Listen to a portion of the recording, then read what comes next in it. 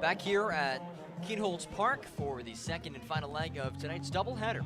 The Stallions and the Albany Dutchmen. Game one was a thriller 11-8 win for Saugerties to move to 22-9 of the season. The Stallions have now rattled off 3 straight wins at an all-important time in the season. The Dutchmen, on the other hand, they battled. They fought their way back in front in the latter portions, but the Stallions' bats and a shutdown performance by Michael Stanford were too hot to handle as they fell now to 17-17 on the season. John Gross alongside Jake Starr. David Shackelford will lead off for the Stallions. Jake, I know you were watching that game closely. Your just overall thoughts on the Stallions' victory? Yeah, I think the key for that game for the Stallions has been something they've been pretty good at this year, is they're taking advantage of mistakes by their opponent. 5 errors in that game by Albany. Stallions took advantage of that, and that's going to be the key tonight. Just take advantage when the window opens up. First offering to Shackelford is upstairs from the lefty Ben Seiler, who gets the start for the Dutchman.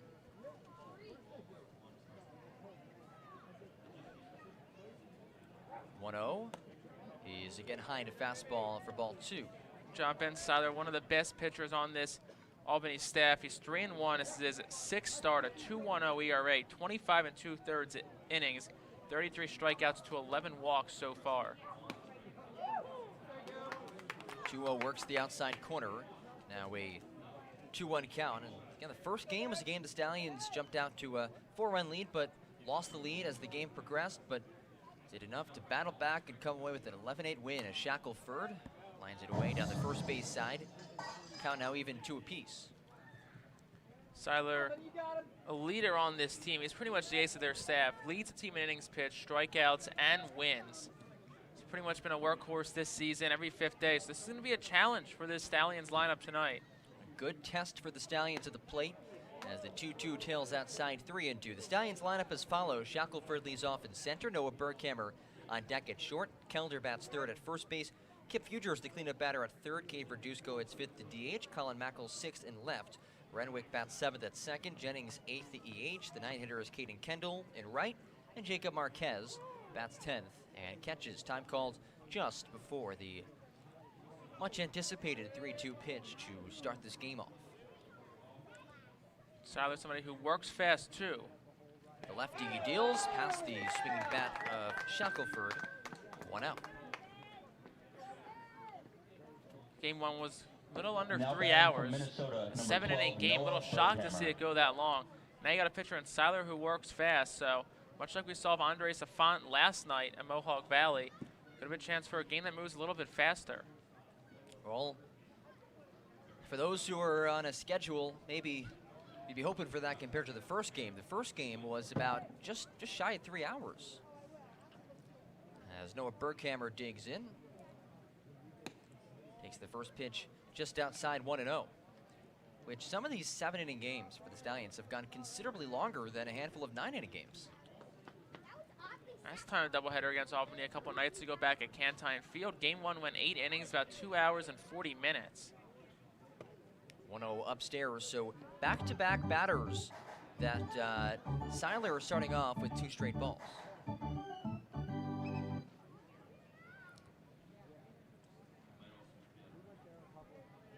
Berghammer digs back in. 2-0 delivery with 1 away. Dips in low, ball 3. A guy who doesn't walk a whole lot of batters. Yeah, only 11 walks this year, John, at 25 2/3. Strikes out 3 batters for every 1 he walks. Well, he struck out the first. Now he's behind Berghammer 3-0. 3-0. Berghammer watches it, and it works the inside edge for strike 1. 3-1 count, scoreless top of the first. With 1 away, Berghammer at the plate. Tyler Kelder is on deck.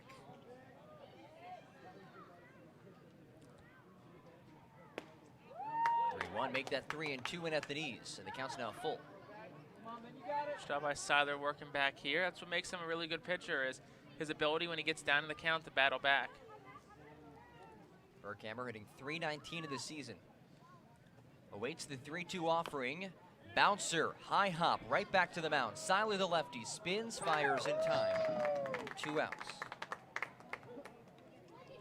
Yeah, nice job there by Seiler battling back, and a nice job seeing that ball up in the air, obviously you can't do anything to rush the ball down. Gravity's going to do its thing. And does a really nice job turning and firing the first. They didn't have to throw it as hard as he could. Just was a nice, easy throw over to first to take care of Noah Berghammer. So a couple quick outs brings up Tyler Kelder, who played in game 1. Was 1 for 3 with a double, also had a walk. First pitch to the righty, skipped in the dirt. So Seiler has started off all 3 at-bats with a ball. Not a recipe for success, but hasn't really seen the manner through the first 2 batters. 1-0 pop backwards over our heads, 1-1.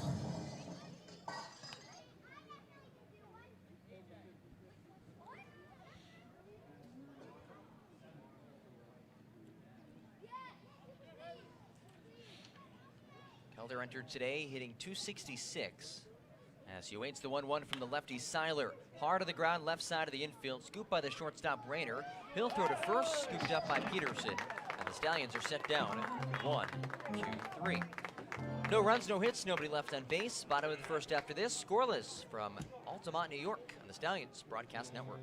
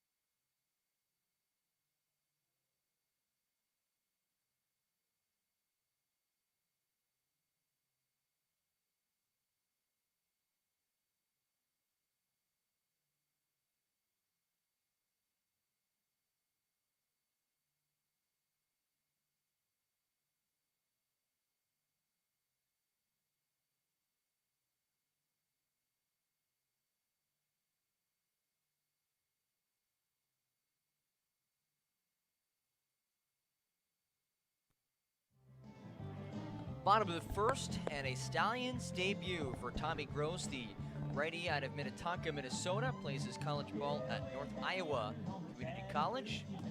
The righty put up a .467 ERA in 7 starts, made 9 appearances for the Trojans this past year, supported a 2-5 record. And Jake, as the Stallions have lost a couple starting arms due to players heading back to their colleges with the school year just around the corner, a guy like Gross is going to play an important role over these last couple weeks. Yeah, John, the staff is thinning a little bit, and going to need Gross not just to give you innings tonight, but to give you some quality innings. We can give you 3, 4, maybe even 5 innings tonight.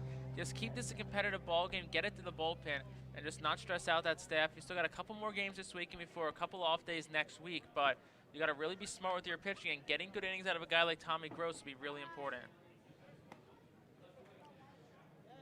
So we'll get to it with the Dutchmen lineup. Brian McGee leads off at left. George Rayner bats second at short. Mike Kendall third and center.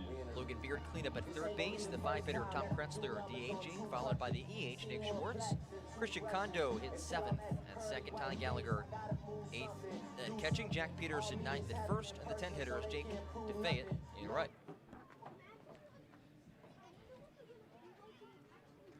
Gross looks home to Jacob Marquez, who gets the start behind home plate after Max Morris was the starting catcher in game 1. First pitch is outside 1-0, and important to note that, at least to my knowledge, Tommy and I are not related. Not to your knowledge, though. Never know. 1-0 way outside of the lefty McGee. 2-0. Missed the first couple of pitches, arm side. Could be nerves, could be, rushing his delivery a little bit right now. Have to slow yourself down. McGee was over 3 in game 1 and 3 strikeouts. Did reach once via walk.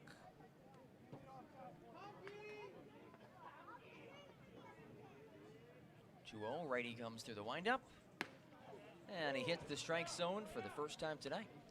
That's a good spot right there. Outside corner from Gross. Give him some confidence to just see that one get over the plate, see it called for a strike. Now we can start the roll.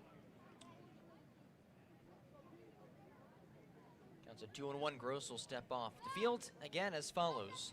It's Gross in the mound, Marquez by the dish, left to right of the infield. Fugers, Burkhammer, Renwick, and Kelder. As the 2-1 is fouled away. 2-2 now the count. Colin Mackel patrols left. David Shackelford gets the start in center. And Caden Kendall stands in right. Bit of a different look for the Stallions tonight. Couple of new faces in the lineup. A little bit of movement with Kip Fugers back to third for the second time this year. 2-2 breaks down and out, and the count's now full to the leadoff batter, Ryan McGee. Scoreless, bottom of the first, second game of today's doubleheader. The Stallions claim the first in exciting fashion, 11-8 final. The 3-2 hit in the ground to second, scooped cleanly by Renwick, his throw to first. On the money, one away. Nice job there by Gross, battling back after falling down in the count 2-0. Buries a fastball in on the hands there to the lefty McGee. Gets him to roll it over because he can't really do much with it and gets the first out of the inning. Now he's got some confidence, threw some strikes, got a weak ground ball. Now you're rolling. One away for George Rayner, who had himself quite the game. He hit at the 10th spot, but performed nicely. It was 2 for 3. He scored a pair of runs and 2 singles. And again, he gets the start at short. Righty sailed well over the head of Rayner for ball 1. Yeah, still seeing him miss a little bit arm side. It's kind of the right-handed George Rayner. That's one of those things, just got to slow down the delivery here. The arm can't be moving faster than the rest of your body. Rose stands on the first base side of the rubber, 1-0 pitch, and gets it past the bat of Rayner, 1-1.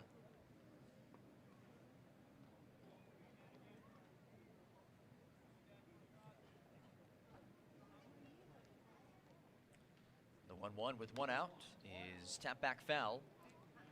So it seems like when Gross is getting pitches in there, at least in a small sample size, just 2 batters so far, but they've been tough to see and hit. No, definitely. And he's after that first pitch curveball that was sailed over the head of Rayner, he's came back with a couple of nice pitches. Now ahead in the count. We'll see what he does here. Up 1-2, bounces it down and outside. And his third pitch that's really gotten away from him so far. If he can just kind of just settle down those nerves and just pump the zone. When he's around the zone, he's looking pretty good. 2-2 count, 1 away. Scoreless bottom 1. Gross comes through the windup, delivers inside, jam to the hands. Rayner fights it off foul, first base side. Lights are on at Keenholz Park, brought to you by Ridgers Electric. Richards, when lights go out, call Richards. Count remains 2-2 from Tommy Gross. In a scoreless bottom of the first, 2-2, blown past Rayner.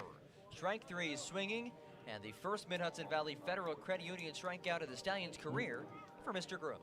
Yeah, looking good. Fastball's got a little bit of extra juice on it tonight, as we said. Probably a lot of that's just adrenaline for the first time being out there tonight, but hey, he's around the zone, and he's looking good so far. Had to battle with a couple of batters so far. Battle back. Let's see if we can get ahead of a batter here and handle. Can he handle? There it is. Righty-lefty, foul back, and there it is, so 1. Now that he's ahead, a lot more options open here. Doesn't have to worry about battling back. Settles on the 0-1, fires home, and Handel whiffs at it 0-2. So Tommy Gross bringing the high heat in his Stallions debut. He's had 0-2, 2 outs, scoreless bottom of the first. He stares home to Marquez as Handel digs back into the box. Righty-lefty matchup.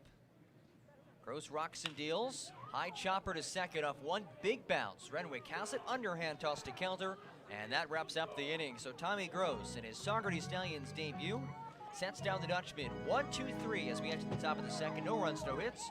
Nobody left on base. We are scoreless through 1. This is Stallions Baseball, the Saugerties Stallions Broadcast Network.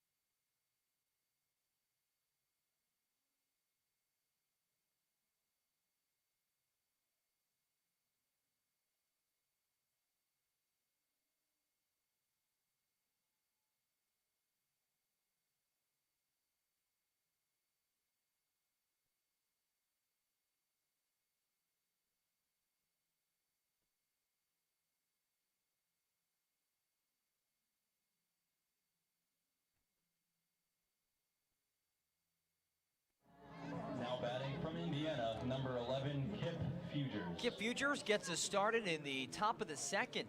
We are scoreless between the Stallions and the Dutchmen. John Gross, Jake Starr on the Stallions Broadcast Network, wrapping up today's doubleheader. Still early in game 2, but a fairly quick first inning, at least compared to what we saw for many innings in game 1. Futures in the first game was actually hitless.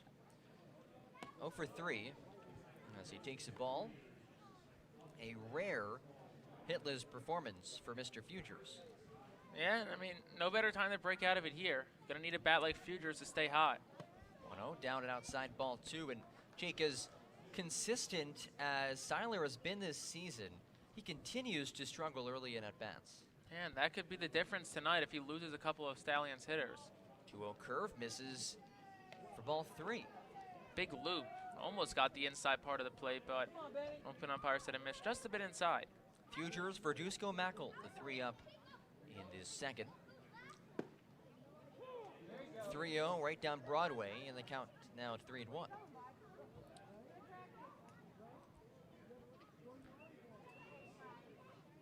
Seiler deals the 3-1.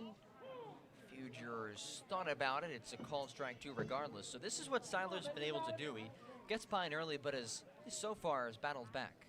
Now it's a full count on Futures. The 3-2 low, and Kip will toss his bat back to the Stallions' dugout and head off to first, which, by the way, we didn't talk about this in the first game, but the Stallions, for the first time this season, are now in the third base dugout at Keenholz Park rather than the first base side. Yeah, that's something a little different here. My hypothesis might be something to do with the sun, maybe Albany realizing the sun was, the sun was over first base side in game 1, so yeah, it makes sense. Someone be directly facing the Stallions dugout. I get it. Yeah, for the early games. Gamesmanship. I get it. First offering to Verduzco, nearly got away from the catcher Gallagher. They tie it outside, 1-0. So the Stallions have the first base runner of the game in Kip Futures. Verduzco at the plate now is 1 for 3 with a single in game 1. Lefty to righty, the pitch from Seiler is slapped into center, drops for a base knock. Futures will halt at second. First and second for the Stallions after the base knock by Kate Verduzco. Now batting number 18, Colin. Really nice job there by Verduzco. And we talked about getting behind in the count. He's behind 1-0, had to just get a fastball over, and Verduzco made him pay. Now Seiler doesn't want to get behind in too many counts, so he might start giving you some pitches to hit, and you have to take advantage. And just like that, with nobody out, 2 on. Colin Mackel to the plate. The extra base hit machine for the Stallions. Takes the first pitch in for a strike.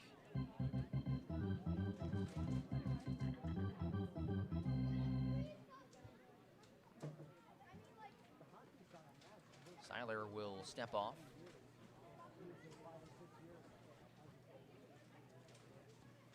Checks back to Futures at second. Not much of a threat in the base paths, but still gets a look. 0-1 foul back by Mackel. Was a 169 hitter on the season. Has 12 hits, 9 of which have been extra base hits. 7 doubles, 2 home runs. One of the more crazy stats on this Stallions team this season. Seiler checks back at second, deals upstairs, and it's over the head of Gallagher.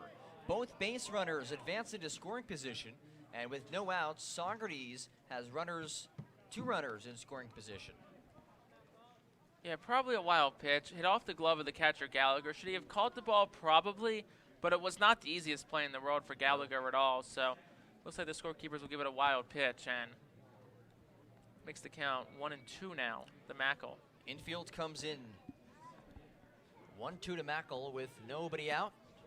And he's down looking. Fastball catches the outer edge. And that's the first out of the top of the second. We are scoreless. Yeah, obviously the wild pitch was not great there by Seiler, but really nice sequence there. Finally got ahead in the count. You see the results. This is why he's one of the best pitchers on this staff. It's because of his ability to get ahead in counts. So when he's doing that, he's a really good pitcher. But it's when he's falling behind is when he gets in trouble, as we've seen tonight. So Jack Renwick, who had a very impressive game 1, was 2 for 4. Steps in. Infield remains into the grass with runners in second and third. Pops back to first, offering foul. Bottom half of the Stallions lineup, bunch of guys who is looking to get going with the bats. Mackel 169, Renwick 214. You got Jennings on deck at 220. You got Kendall at 167. Marquez rounds things out at 172. So good night to get those averages up a little bit. 1-0 foul back. 0-1 foul back now, 0-2. And you mentioned Renwick at the plate. He's been a lot better the last couple of games. But the Mohawk Valley game last night in game 1 earlier today, it combined 4 for 9 over that pair of matchups. Prime opportunity to get the Stallions on the board early. Top of the second, 0-2 pitch, a dribbler up the middle. No throw, home run will score, and it is an RBI ground out to the shortstop, Reiner, to put the Stallions on the board. 1-0 Saugerties. Runner advances to third and Verduzco 2. No, really nice job. Just put the ball in play. And if it's going to be on the ground, that's how it's got to be. It kind of hits in front of the plate, bounces high up in the air. The shortstop, Reiner, ranged over towards the middle, did not have a play. If he tried to throw that home, probably gets away from the catcher, Gallagher, and allows Verduzco to score. But another productive out for the Stallions, something we've seen a lot from them so far. 1-0 good guys. First offering to Albert Jennings is slapped the other way, foul. Now behind 0-1. Jennings, another one of those players who has been impressive as of late. A guy who started the season off slow, a lot of strikeouts. But Jake, he's been hitting the ball much better as of late. Yeah, that 220 number was a lot lower first half of the season, so that rise is really have to be attested to the hard work by Jennings. He's going to head back to Washington State in the fall, a better player than he was when he left in the spring. Yeah, that's, of course, the goal, Summer Ball. 0-1 fastball whiffed on. Verduzco on third. The 0-2 pitch, chin music, as Jennings has to back away from it. Yeah, Seller just trying to sneak one under the hands there. Lost it a little bit to Jennings, but now after you do that, you can come back with a slider, a curveball, something that starts in and moves away from Jennings. 1-2 count, 2 outs to Jennings. Verduzco on third. Lines it back foul to stay alive. Albert Jennings is the king of productive outs or ground ball RBI, but unfortunately for Albert with 2 outs, he's going to have to either get a base hit or reach via an error or something like that if he wants to drive this run home and reach base. 1-2 again with 2 outs to Jennings, and he's down looking. Fastball called strike 3 as he heads back to the dugout. But the Stallions do score first. 1 run coming across on 1 hit, 1 left on base. Bottom 2 after this, 1-0 Stallions to the Saugerties Stallions Broadcast Network.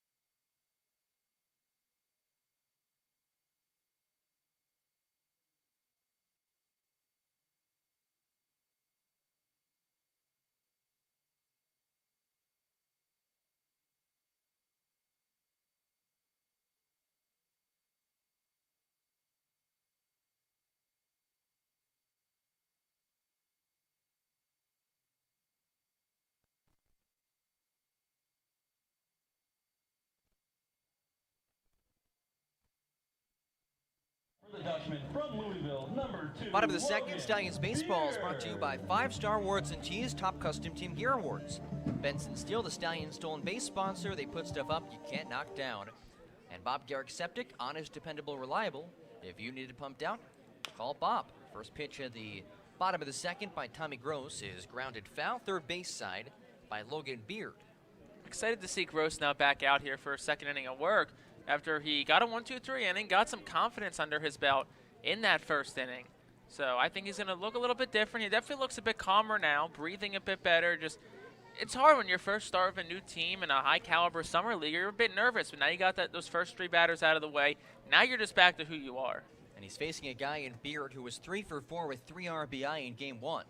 0-1 lined the other way. Foul right field, 0-2. Almost at Ben Seiler, who was just casually walking down the right field line and out of play, but didn't face him one bit.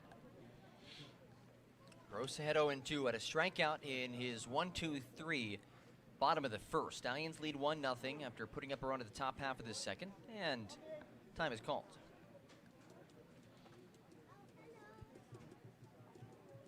The count 0-2 here. Options are endless.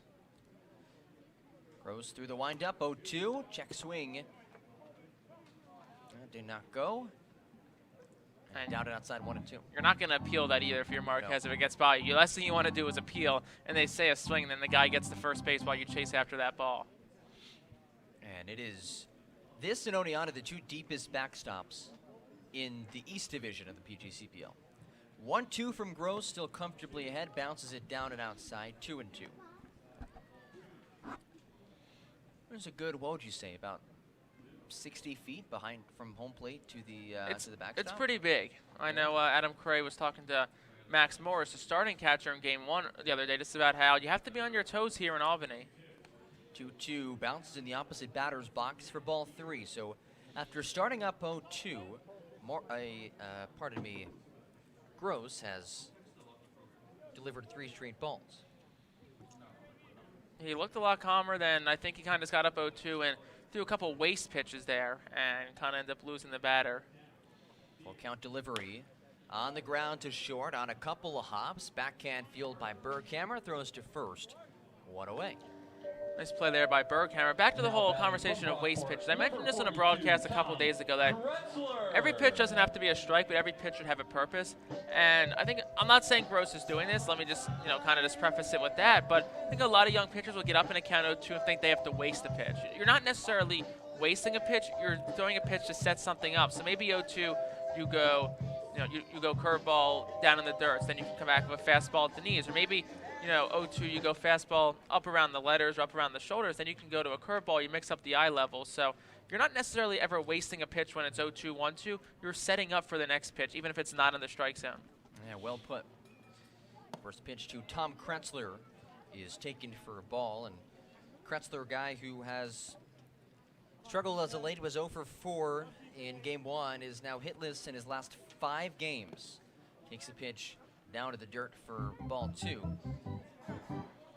But yeah, you think of all the great pitchers, really just any major league pitcher, they're there because they don't waste pitches. They set pitches up, even if they are ahead 0-2, maybe try to get guys to chase, but every pitch has a purpose, without a doubt. Pitch sequencing is so important no matter what level of baseball you're at. 2-0 count, Gross misses down for ball 3, and it's a bit different too, especially for these catchers, who are oftentimes, they're calling these games. They're coming from colleges where their pitching coaches or their head coaches probably calling the game for them. Now it's their decision what pitches are called. So they're really the ones setting the pitch sequence. And speak of it, Marquez and Gross unable to get on the same page right now. And look, you got a guy in Rich Strubing in the dugout, which is a great resource for any pitcher. And we'll see what he can do here at 3-0. Trying to avoid giving up his first base runner tonight. 3-0, and he does give up his first base runner. Tom Kretzler reaches on a 4-pitch walk. All 4 pitches miss low. And Marquez will head out to talk to Tommy Gross. And back to that conversation we're having, it's about the strategy of pitching. A lot of young guys just get by just on how hard they throw. A lot of guys just are throwing, low 90s in high school. They get a Division I scholarship based off that. And a lot of guys coming to college, even guys that get in the pro ball that are throwing mid to upper 90s, they're throwers, they're not pitchers. And that's the key when you get to this level. You have to learn how to pitch, how to locate your fastball, how to mix in all speed, how to sequence, how to set guys up. You're not going to come in and get away with just blowing it by hitters anymore, because these guys can catch up to most of these pitches. And even at the upper levels, when you're throwing upper 90s, those guys eventually are going to catch up, or they're going to get onto the fact that, hey, this guy can't throw a strike with his fastball. First offering to Nick Schwartz by Tommy Gross. Bounces short of the plate, 1-0. Marquez did a nice job to block it. Gross clearly throws hard. We don't have a radar gun, but it looks to be in the 90s. No, there's a lot of potential there for Tommy Gross. We've seen it so far tonight through an inning and a third. Making his Stallions debut. 1-0 pitch. Slides down and away. It's in the dirt. Marquez is not going to throw it down to second. It was a wild pitch, but not exactly sure what happened there. Marquez would have had a play, I think, but obviously you don't know if he had a bad grip on the ball. Maybe he didn't see Renwick getting over there, because it looked like Renwick was on the bag, but at least he kept it in front of him and kept the runner and Kretzler from getting the third. 1-1 with 1 out. 1-0 Stallions lead, bottom 2. Gross checks back at Kretzler, who's now on second. Fires home, curveball low, gets away from Marquez. And Kretzler gets from first to third with 2 pitches. Never seen him struggle a bit with that curveball. He's missed a couple down this at bat. Got lucky because Schwartz offered at one. But now with it 2-1, the fastball's been good tonight. They have not been squaring it up yet because he's working the edges of the plate. No, just be confident. Go back to that pitch. 2-1 count with the runner on third and 1 out. Stallions trying to keep this 1-run advantage. Pitch misses down and out. Marquez able to backhand it, 3-1. Stallions bullpen quiet so far. A bunch of them leaning up on the fence down the left field line. But, I also wonder how long they'll push Gross tonight. Hitters count 3-1. Gross delivers, and a called strike 2 in the outside corner. Let's come right back to that. When he's hitting the edges with his fastball, that's when he's most dangerous. Maybe 0-2, 1-2, you can get away throwing that fastball, curveball, excuse me. But when it gets to 3-2, something like this is where you just got to throw your best pitch. We'll see what he offers in the 3-2. It is a fastball, and it's low. Ball 4 places runners in first and third for the Dutchmen, who trail by 1. Definitely close, and it's a pitch you can't get hurt on. Maybe a little bit off the black on the outside corner towards that left-handed batter's box to Schwartz. Can't get hurt there. Worst that happens, you get a runner on first. Now at least you have the double play in order. So if you can get a ground ball, which he's been good at tonight. 3 ground ball outs so far, 2 to second, 1 to short. Get something hit back to Berghammer or Renwick, you have a chance to see yourself out of this inning without giving anything up. 1 out, Christian Kondo to the plate. First and third. And pitches down and outside, gets away from Marquez. Run will score. Schwartz advances to third, and we are tied at 1. Third wild pitch this inning. Kretzler advanced to every base, all on wild pitches. That's just one thing you can't do, John, especially down the stretch of the season. And when you're, as we said, limited with arms, you can't be giving up free bags. That's walks, that's errors, that's wild pitches and pass balls. You've got to be disciplined. Throw strikes, make the plays in the field. Those free 90s are what kept Albany in game 1. Fastball locates the zone, 1-1. From Tommy Gross, like Jake just said, 3 wild pitches, allowing Tom Kretzler to get from first to home to tie things at 1. 1-1 count, 1 out, 1-1 game, bottom 2.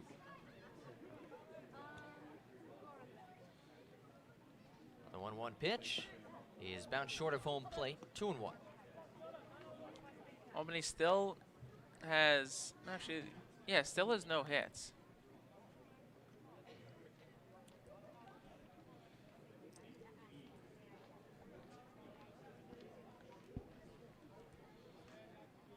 Do 1 count with 1 down. Gross from the stretch delivers. Pop back foul, 2-2. This is where you just got to attack here if you're Gross. They haven't squared you up. He's given up a couple of soft ground ball outs so far tonight. So this is where you have to just come back with that fastball, pound the zone, get it on a corner. Let your defense go to work if you need.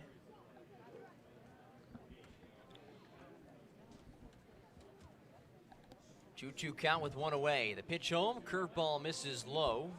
Marquez blocks it, and the count's now full with 1 out and a runner, and the go-ahead run in scoring position on second.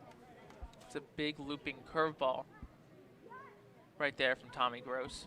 Got to come back here and get him out. Full count with 1 down. The 3-2 home. Got him looking outside corner. Perfect spot from Tommy Gross. And when that fastball is in and around the zone, these batters can't do much with it. But here's my question, John. What was the difference between that pitch and ball four to Nick Schwartz in the 3-2 count? I think they were in the exact same spot. Not sure if you saw anything different. I'll be honest, from up here, I can't exactly tell where these pitches are coming in, but they did look fairly similar. Ty Gallagher now to the plate, the Saugerties native. Rolls it to second. Right has it on to first in time, and we head to the top of the third. One run coming across for Albany on no hits, one left on base. Top three after this. We are tied at 1 at the Stallions Broadcast Network.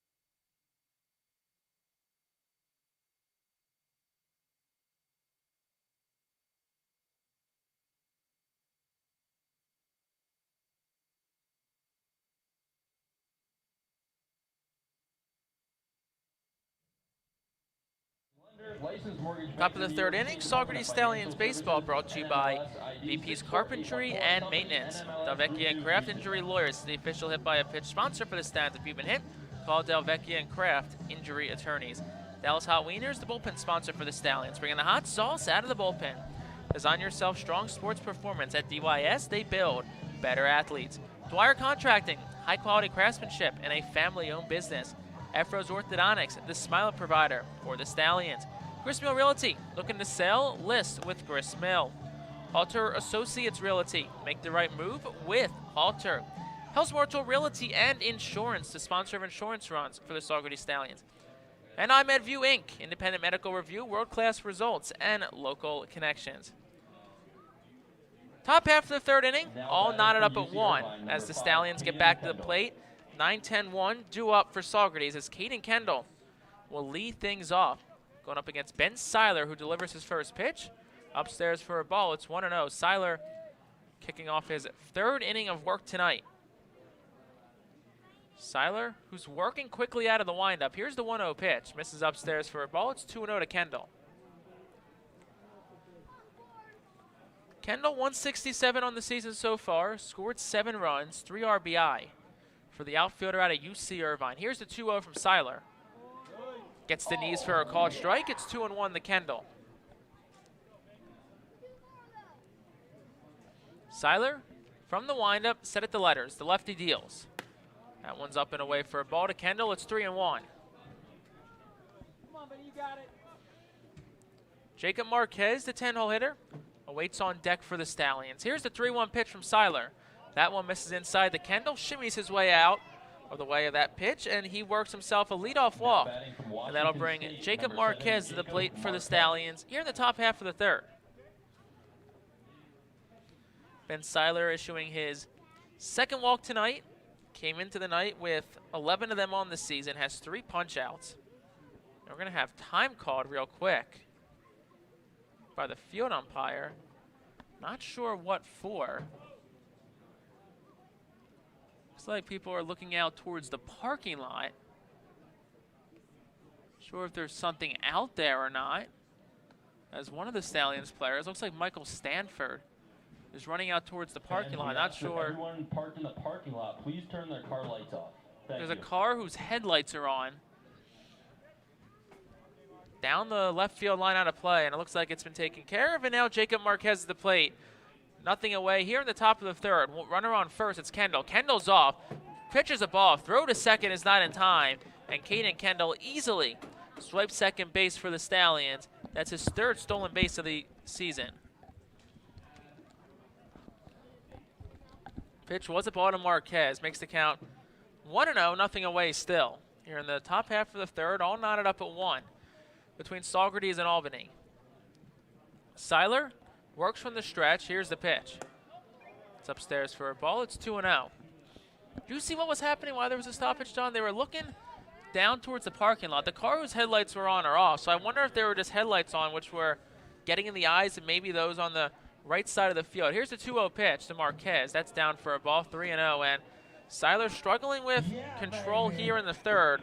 Walked Kendall on 5 pitches, and now he's down 3-0 to Jacob Marquez. Yeah, more of what we saw over the first 2 innings, but he was able to get out of it for the most part in the first 2. We'll see if that continues in this third. 3-0 pitch from Seiler. That one's down, gets away from the catcher Gallagher. Marquez draws a walk. Kendall advances to third, makes a big turn around the bag. He'll hold up there. So back to the top of the lineup to David Shackelford for the Stallions with runners on the corners and nothing away. Right, you're in a situation, if you're the Stallions, again, only a 7-inning game. It's already the third. You're tied now. This is an opportunity that you pretty much have to score.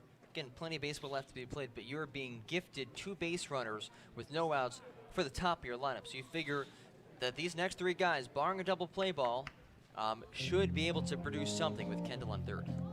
Mound visit now for the Dutchmen here in the top half of the third. It's a 1-1 ball game. Saugerties got 1 in the top half of the second. Kip Futures drew a walk. Scored on an RBI ground out by Jack Renwick. And Albany scored after Kretzler was walked and advanced to every base, including home, and scoring on wild pitches from Tommy Gross, the pitcher for the Stallions. That's where we stand now. It's 1-1 top 3. Nothing away. Runners on the corners for Saugerties. Caden Kendall on third. Jacob Marquez on first. David Shackelford to the plate. He's 0 for 1 tonight. He struck out swinging back in the top of the first. I'm curious, too, if the Stallions are going to lay down a little squeeze bump. We saw them do it at times this season. Now, the instances that it happened were late in games, so they absolutely needed a run. You don't need to score on this at-bat right now, but you do have a quick guy in Shackelford at the plate. Shackelford, the recent high school graduate, committed to Arizona for the fall. Runners on the corners, nothing away. Seiler will throw back over to first. Diving back in safely head first is Jacob Marquez. Seiler, the lefty, working against the righty Shackelford. Seiler toes the third base side of the rubber, holds his glove at his letters, sets and deals. Shackelford off the hands, dropping into left field. That's in for a base hit. Scoring is Caden Kendall. Advancing to second is Jacob Marquez, and it's an RBI single for David Shackelford, and the Stallions lead it 2-1 here in the top of the third. Hey, this is a productive inning already. You score a run, you keep things rolling, and now you get to the meat of the lineup with first and second and still no outs. Nicely done. Stallions with a prime opportunity to tack on some more runs here. Noah Berghammer comes to the plate. He's 0 for 1 tonight. Grounded back to the pitcher Seiler in the first. Has a chance here with runners on first and second. Still nothing away in the third. Seiler, the tall lefty, sets it to letters, checks back at the runner on second and deals. That one's hit off the end of the bat, foul over the Dutchman dugout on the first base side. Out of play, it's 0-1. And I've been impressed by Shackelford. You can see he's getting more comfortable. A guy he's a high schooler. He's headed to Arizona, but hasn't played at the college ranks quite yet. But similar to Josh Stevenson, it took Josh a little bit of time to get acclimated, and now look what he's doing, and one of the best hitters on this team. Shackelford really doing a great job at just seeing the ball better and getting more confident at the plate. Counts on 1 the Berghammer. Here's the pitch. Breaking pitch in there for a called strike, 0-2. Took the words right out of my mouth there, John. I was about to say that. You saw Stevenson come in. He struggled, was hitting under 200 about the first 2 weeks of the season, and he's really heated up since, hitting close to 300 now for the LSU commit. Had a long leadoff home run in Game 1 of this doubleheader, a game in which the Stallions won 11-8. Seiler, a long look in, now sets the letters, checks back at the runner Marquez on second and pitches. Berghammer fouls that one off in the box. Looks like it hit his right foot. Appears to be okay. Taking a couple of extra seconds to get back into the batter's box. Count remains 0-2 to Berghammer.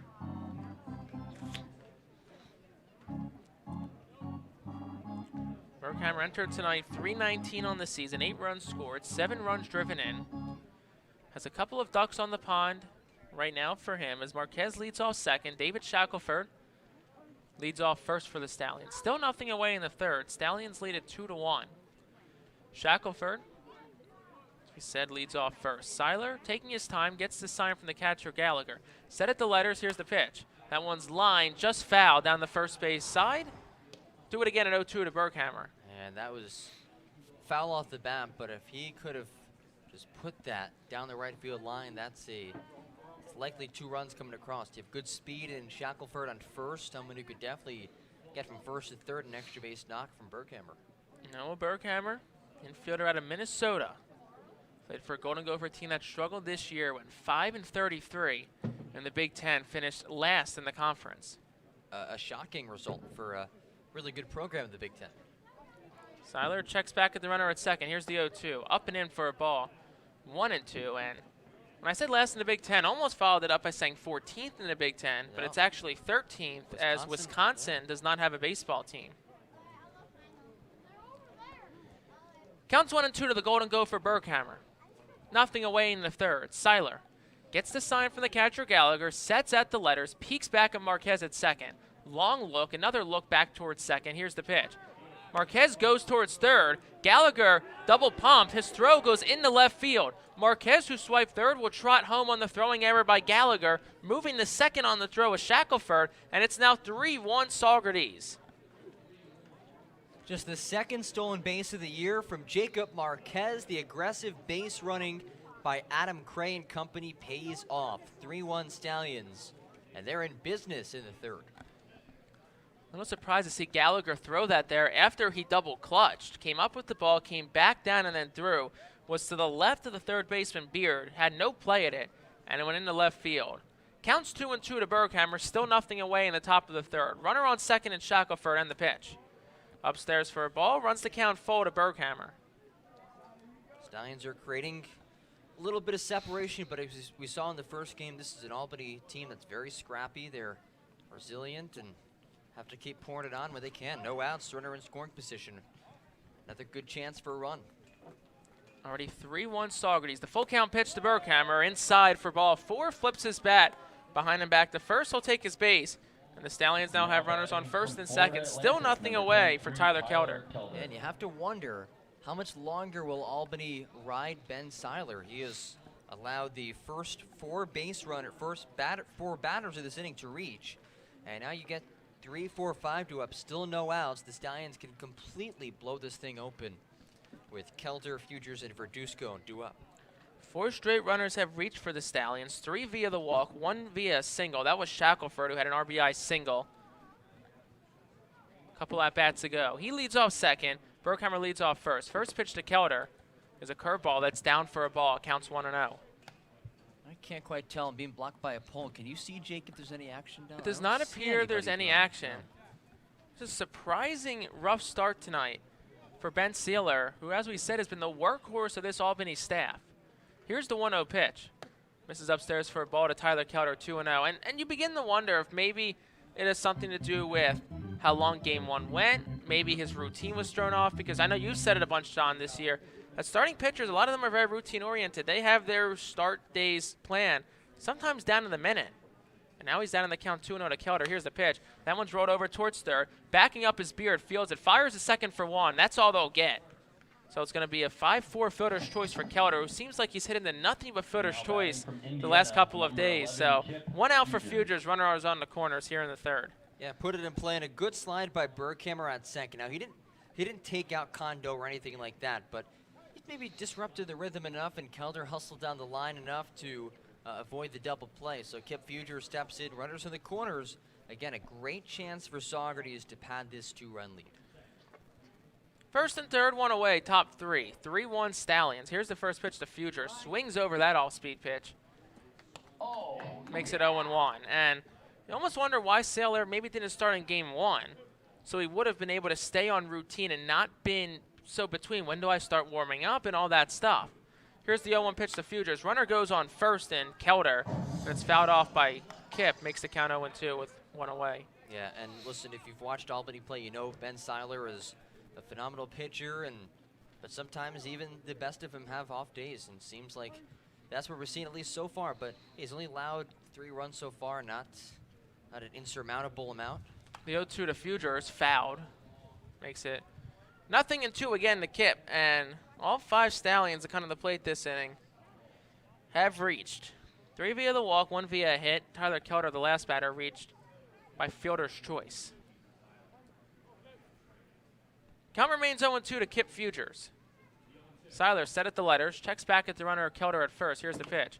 That one's rolled, past the mound, fielded by the second baseman, Kondu, and he fires the short for one, and they can't get it at second for a double play, but another run scores for the Stallions.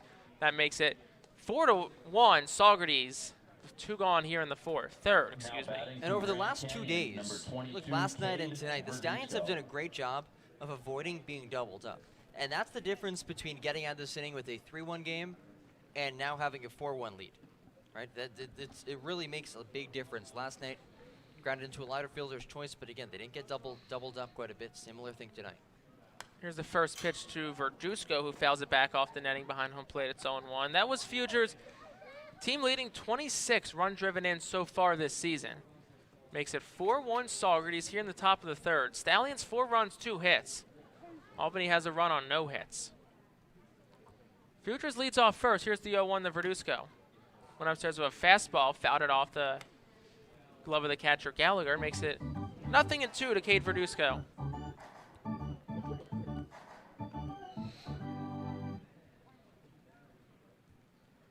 The lefty Seiler toes the third base side of the rubber. Lefty on righty matchup here. Here's the 0-2 pitch. That one's hit high, right field. DeFea ranges over to his right, takes a couple steps in, and makes the catch to end the inning. So the Stallions get 3 on 1 hit. Leave 1 runner on base. We'll head to the bottom half of the third. 4-1 Saugerties on the Stallions Broadcast Network.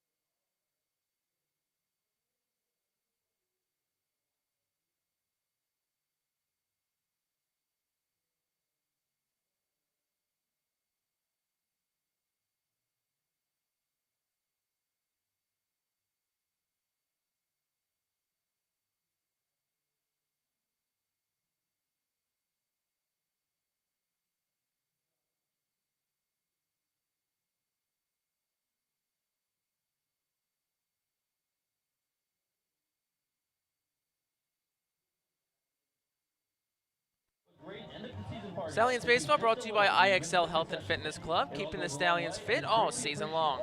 J. Mullins & Sons, Inc., masonry, excavation, building, and a whole lot more. Jim Howick Seamless Gutters, protect your home with Jim Howick. Jolly Cow, the Jolly Cow in Lake Katrine, because everybody loves ice cream.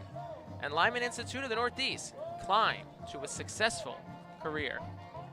Bottom half of the third inning, Saugerties leads 4-1 after picking up 3 more in the top half of the frame. Jake Starr, John Gross, thanks for joining us for Game 2 of this twin bill between the Albany Dutchmen and the Saugerties Stallions. And Jack Peterson will lead things off for Albany, 9-10-1. Due up for the team in blue here in the third. And Jake, we have just received word that it's raining. As we look up at the lights, you can clearly see some rain coming down. I know rain is expected in this area for the next day. First pitch by Gross, swung on a miss. Strike number 1 to Jack Peterson. And a nice fastball that tailed away from the left-handed hitting Peterson. Gross working quickly. Here's the 0-1 pitch. Went inside of the fastball that time. Swung and fouled back by Peterson. Makes it 0-2 to him. It'd be really big if he can start off with a 3-pitch strikeout. Now look at what he did the last couple innings. Labored a bit, struggled with his command, bounced a couple pitches short of the plate, bounced a couple pitches way outside. But he still has good stuff, and we've seen what he's capable of, just about being a little more consistent. Up 0-2 on Peterson, who's 127 so far this season. Gross toes the first base side of the rubber, works from the wind and deals.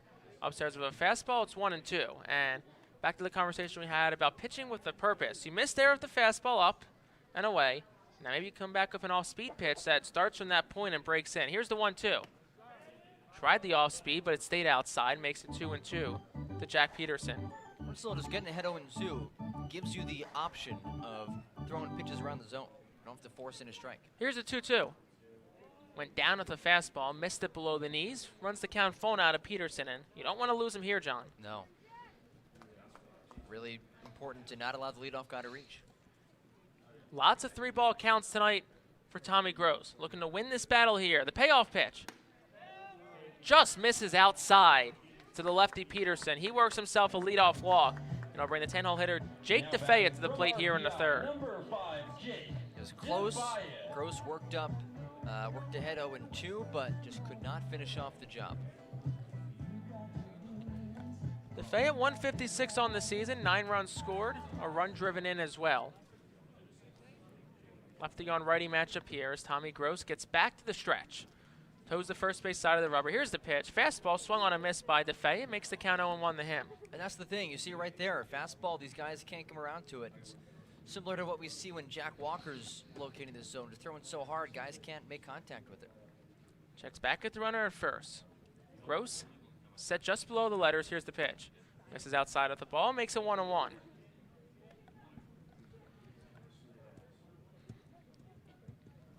Tommy Gross looking for a shutdown inning, his first of the night, as the Stallions put up 3 in the top half of the third inning. Makes it a 4-1 game. Here's the 1-1 pitch. Fayette fouls that one back over the Stallions' dugout on the third base side. Makes the count 1-2. And looking up the lights, it's not a hard rain, but it's a consistent rain. It's coming down a bit. Still a good amount of fans just behind home plate. They are slightly undercover as there is a little bit of a covering over them, but still braving the elements. As it counts 1-2, nothing away to the Fayette. Here's the pitch. On the inside corner, called strike 3. Strikeout number 3 tonight for Tommy Gross. Another Mid-Hudson Valley Federal Credit Union strikeout. Now bring us back to the top of the lineup for Ryan McGee with 1 away in the bottom of the third. That might be the best sequence, the best at-bat for Tommy Gross. He starts off with a couple strikes, misses away, then comes right inside, gets down to the inside corner, a backwards K, his second backwards K of the night. Peterson leads off first. Gross checks on him, steps off, throws over softly. Diving back in safely is Peterson. Ryan McGee, 0 for 1 tonight, grounded out the second to lead off the bottom half of the first for Albany.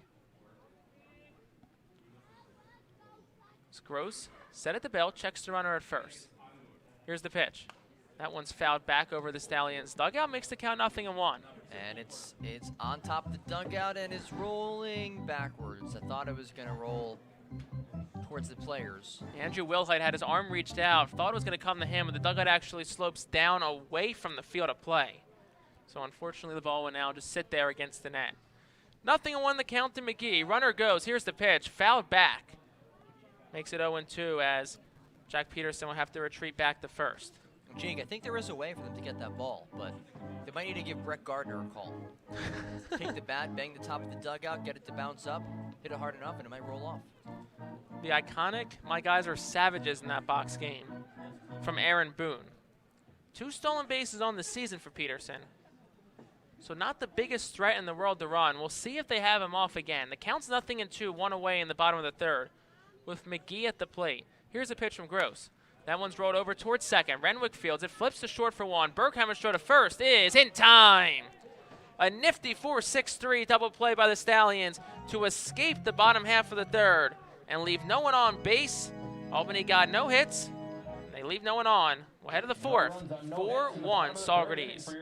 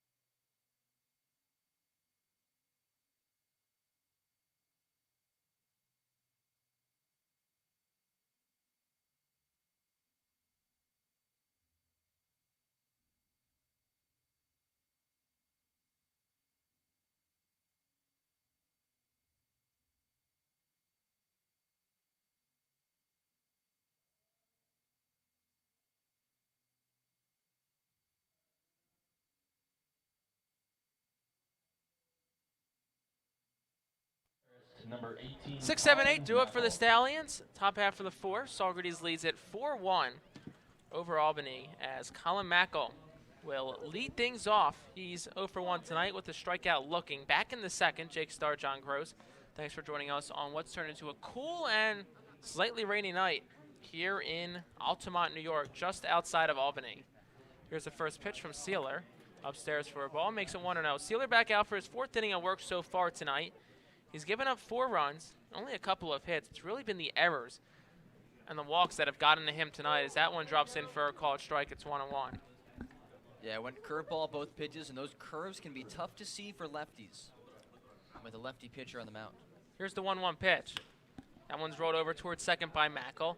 Kondo waits back on it, fields it, fires the first. It's in time for the first out of the inning, and that'll bring Jack Renwick to the plate.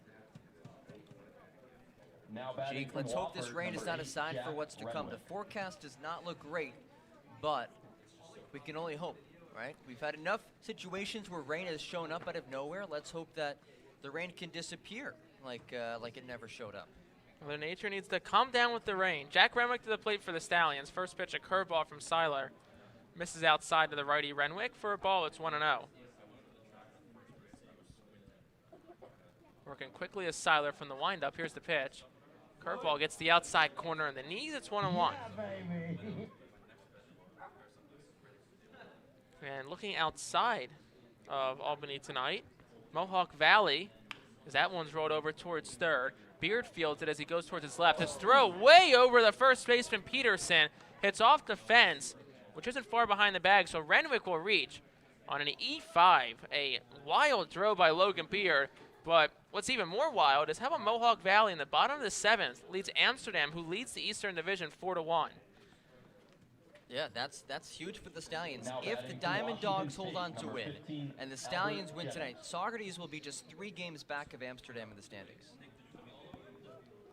Going into the day, Amsterdam had a 4.5 game lead on the Stallions, but if they can sweep tonight and get an Amsterdam loss, as John said, 3 back will be the number. Albert Jennings is the plate. First pitch to him, misses outside for a ball. Makes the count 1-0, 1 away. Runner on first and Renwick, who reached via the throwing error by Logan Beard, who just never got his feet set under him as he fielded that one moving towards his left from the third base position. Here's the 1-0 pitch. Jennings takes that one, leans back a little bit upstairs for a ball. It's 2-0. And by spinning, it was a blind throw from Beard. That's all based on field. His throw was actually like in line with first base, but was Yao Ming would not even caught that. Nobody was catching that one. That was about 25 feet in the air. Pitch to Jennings. Runner goes. It's a ball. Throw to second. Not in time. Renwick easily swipes the second base bag. And for Jack Renwick, that is his 6th stolen base of the season. 6 for 6 in that category. And the count's now 3-0 to Albert Jennings. Phenomenal. I think you look today, this has been the most aggressive the Stallions have been in the base paths. And it's worked. I don't think they have not been caught yet today. Jennings up in the count 3-0. Runner on second, 1 out, top 4. Here's the pitch from Sealer. That's in there for a called strike. Makes the count 3-1 to Jennings, who, now that you got a strike, you're a hitter now. Yeah, absolutely. And again, just a base rip can drive home a run.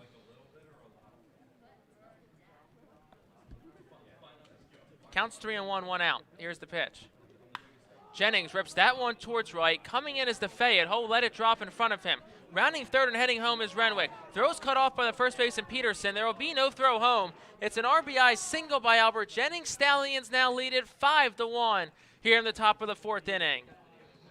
Albert Jennings delivers. What a great story he's been this summer. Talked about it before, but his hitting has improved really a lot. This start to the summer, a guy who would step up to the box and had a lot of strikeouts, but he is a really solid hitter now, and we might get a pitching change. But he's been the king. We've kind of joked about it. He's been the king of the infield ground ball RBI, but that was a no doubt about it RBI, a well-earned rip to right, and he drives home run.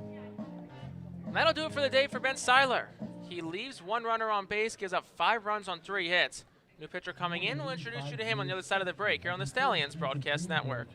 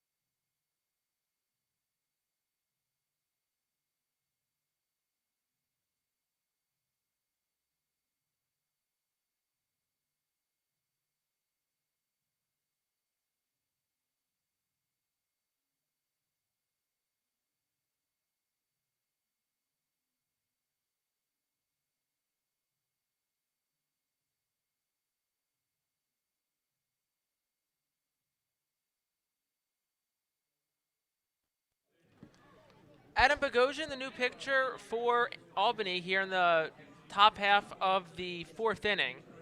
Stallions lead at 5-1. Runner on first and Albert Jennings. 1 out as Caden Kendall comes to the plate for Saugerties here.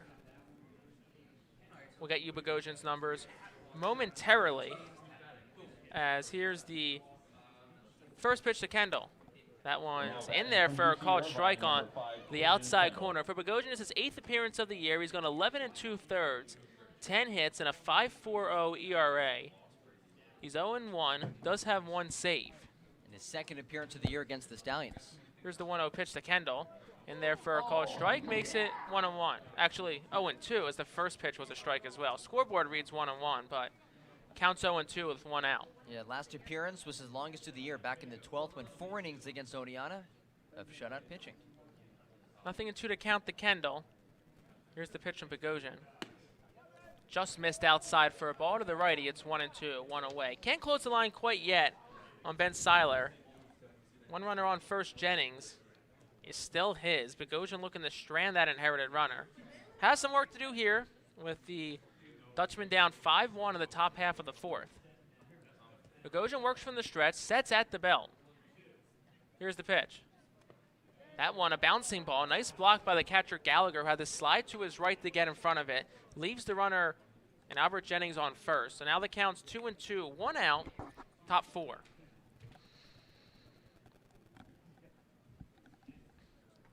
This game definitely moving a bit faster than Game 1. Game 1 was about 2 hours and 40 minutes. This game about 1 hour and 10 minutes so far through 3 innings and change. 2-2 the count to Kendall. Here's the pitch. That one's roped towards right field, but right at the right fielder DeFayette. He'll settle under to make the catch for the 2nd out of the inning, and that'll bring the 10-hole hitter Jacob Marquez to the plate here in the 4th, 2 down. And even if the Stallions don't score again in this inning, of course, we'd love to see them do that, but still a very productive inning. They get a run home, courtesy of the RBI single by Albert Jennings. And now we will see Jacob Marquez bat as a lefty for the first time today. And keep in mind, back in the 2nd game of the season was a doubleheader. 2nd game of the season against Albany was a doubleheader. Marquez had a home run to right as a lefty. Hit a rope back on June the 5th. You said Game 2 of that doubleheader. Game the Stallions won 4-1. 2 outs. Here's the first pitch to Marquez from Bogosian. Outside corner for a called strike. Counts 0-1. Albert Jennings leads off first. He hit an RBI single. Scored Jack Renwick, who reached base via an error by the 3rd baseman Beer, then swiped 2nd. Here's the 0-1 pitch to Marquez. That's down for a ball of a breaking pitch. Makes the count 1-1. Marquez so far tonight walked back in the 3rd, swiped 3rd, and then scored after a throwing error by the catcher Gallagher. Going towards 3rd, got into left field. Here's the 1-1 pitch. That one's rolled over towards short. Rayner fields it, bobbles it, has to go a long way to first. It's in time. Beats Marquez by a step. Rayner, a nice job recovering after he bobbles that ground ball from Marquez, and that will do it for the top half of the 4th. 1 run, 1 hit, 1 runner left on base for the Stallions. Scores 5-1 on the Saugerties Stallions Broadcast Network.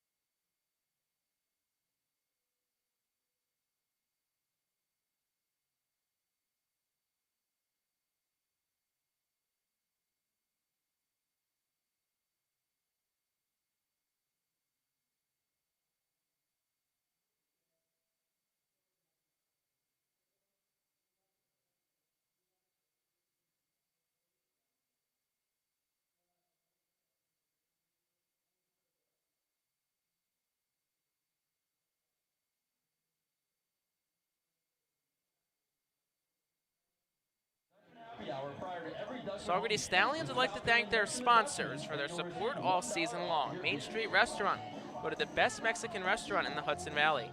Mid-Hudson Valley Federal Credit Union, the strikeout sponsor for the Stallions. Mirabelle's Restaurant, perfect for friends and family tonight and every night. Montano's Shoe Store, the best athletes wear the best from Montano's. Nacarado Insurance, over 50 years, 50 carriers, they've got you covered. PC Smith & Sons Hardware, Smith Hardware on Main Street, got a project, they can help. Peak Trading, need it lifted up or tied down? Peak Trading has the supplies. And Pretorius and Conrad, Civil and Environmental Engineering and Land Surveying. Bottom half of the fourth inning from Keenholz Park, just outside of Albany. Stallions lead at 5-1 over the Dutchmen.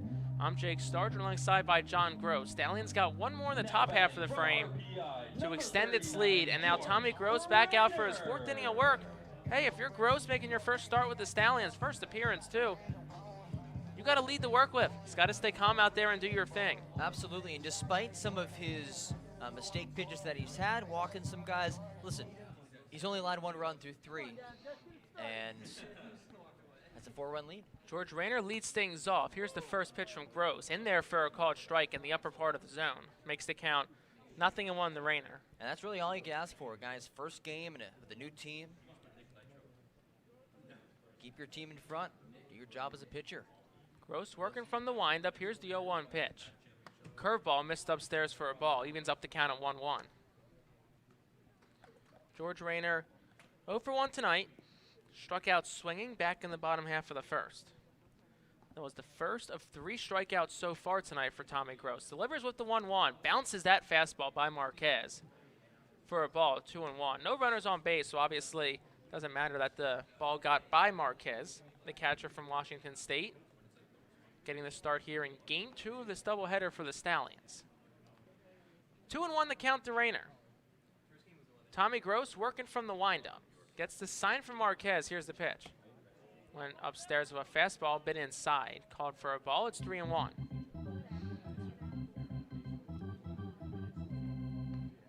Gross has lost a couple of batters to walks tonight. Wants to avoid that here. Down in the count, 3-1. Here's the pitch to Rayner. Upstairs for a ball. Ball 4. It's another walk for Tommy Gross, his 4th tonight. Rayner reaches base, and it brings Mike Hanno to the plate. 1 out here in the bottom of the 4th. I think we've seen that from both starters tonight. Of course, Game 1, Jack Walker got the start. Looked good early, but then started to walk guys, and that opened the door for Albany to come back. So I'm curious to see if Rich Juvie has a bit of a shorter leash with Tommy Gross, given what just happened in the first game, if he does end up walking a couple more guys. There is action in the Stallions bullpen. First pitch to Mike Handel is fouled off his foot. Strike number 1, 0-1. Look, could have a lease on Tommy Gross, as you said there before you said leash. You know, could have leasing him like it's a car, you know. Yes, short-term stay. Hey, listen. Is the lease 4 innings? Is it 5 innings? Well, yeah, that's the thing. And at the end of the day, I think if you can get 4 innings out of a starter in a 7-inning game, that's a win, because you ideally only want to have to use 2 pitchers. 0-1 the count to Handel. Here's the pitch from Gross. Inside of the fastball, backing his way out of that one is Handel. Makes the count 1-1. Listen, it's been a long day today. The words are all blending together. Rayner leads off first, 0 away in the inning. Here's the pitch from Gross. Misses inside the handle, makes the count 2-1. Back in the first, Handel ended that inning, grounding to the second baseman, Jack Renwick. Stallions would love another ground ball to second base here. Find a way to flip a double play. Here's the 2-1 pitch. That one's fouled back by the Stallions dugout on the third base side. Makes the count 2-2. And keep in mind, as Rose readies at the 2-2, just when he's throwing pitches in there, Albany struggles to hit him, struggle to put balls in play. So as long as he can pump that fastball in the zone, he's looking good. Here's the 2-2. That one's down for a ball, 3-2, and it's another 3-ball count for Tommy Gross tonight. And just a quick update from Amsterdam. The Mohawks still trail 4-1, 2-out spot of the 8th. Counts full, 0 away. Rayner leads off first. Handel at the plate. Here's the pitch. Runner goes. Ball pops straight up. And it's right towards Fugers. Actually, no, it's not. He fooled all of us. It was fouled out of play, but Kip Fugers acted like he was settling under it and calling everybody off. That reminds me of like when punt return men in college or in the NFL or college football. They'll be on whatever, one side of the field. right, and they deke out the kick coverage. Count remains full to handle. Rayner leads off first. We'll see if they send him again. He went on the last pitch. Here's the pitch. Doesn't go. That's down for a ball. Ball 4. Fifth walk of the night for Tommy Gross. And Rich Doobie appears to be remaining in the Stallions dugout. The 4-run lead, they're going to let Gross try to pitch out of this. Brings Logan Beard to the plate. Still nothing away. Bottom 4. Runners on first and second. Stallions still lead at 5-1. And I think if we do see a walk or just a runner reach in general, a hit, walk, hit by pitch, whatever it may be, I think we'll see a pitching change. There's a righty throwing it. Looks like Aaron Cohn. Can't quite tell, but just based on his delivery and windup, I think it's Aaron. Logan Beard to the plate. Here's the first pitch to him. That one's hit high towards right, slicing towards the line, racing over is Kendall. He makes the catch. Tagging from second is Rayner. He'll get the third. The throw's cut off by the shortstop Berghammer. So it's a hard and long first out of the inning. Off the bat of Logan Beard. Now batting from Brockport, number 42, Tom.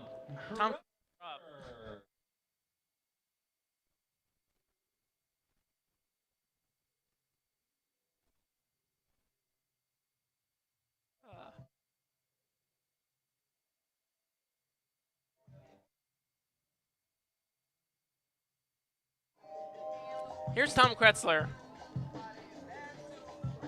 One away here in the bottom of the 4th. Phenomenal catch by Kendall at right. Saved what would have been extra bases and probably 2 runs. Here's the first pitch to Beard. Gets away from Marquez. Coming home is Rayner. He'll get in there safely. Moving to second is Handel. And it's another wild pitch, and we've seen a lot of wild pitches tonight. Scores 5-2 Saugerties in the 4th.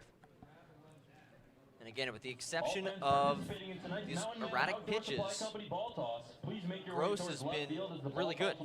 But it's been the walks, it's been the wild pitches that have allowed Albany to stay in the game. That's similar to what we saw in the first game. It wasn't that the Dutchmen did capitalize some hits, but they got a lot of free 90s. Albany yet to have a batter reach via the hit. Here's the pitch. Just misses outside for a ball. 2-0 to Tom Kretzler. He reached via walk in the second, and then he scored because he moved the second on a wild pitch, third on a wild pitch, and then scored on a wild pitch.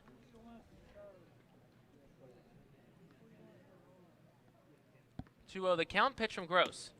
Outside corner called for a strike. 2-1. And you're still up by 3, John. Like, it's not that it's a high-pressure situation here. I think Rich Doobie wants a guy like Tommy Gross to work his way out of this inning. Probably going to be his last inning, as we said. Aaron Cohn warming up in the bullpen.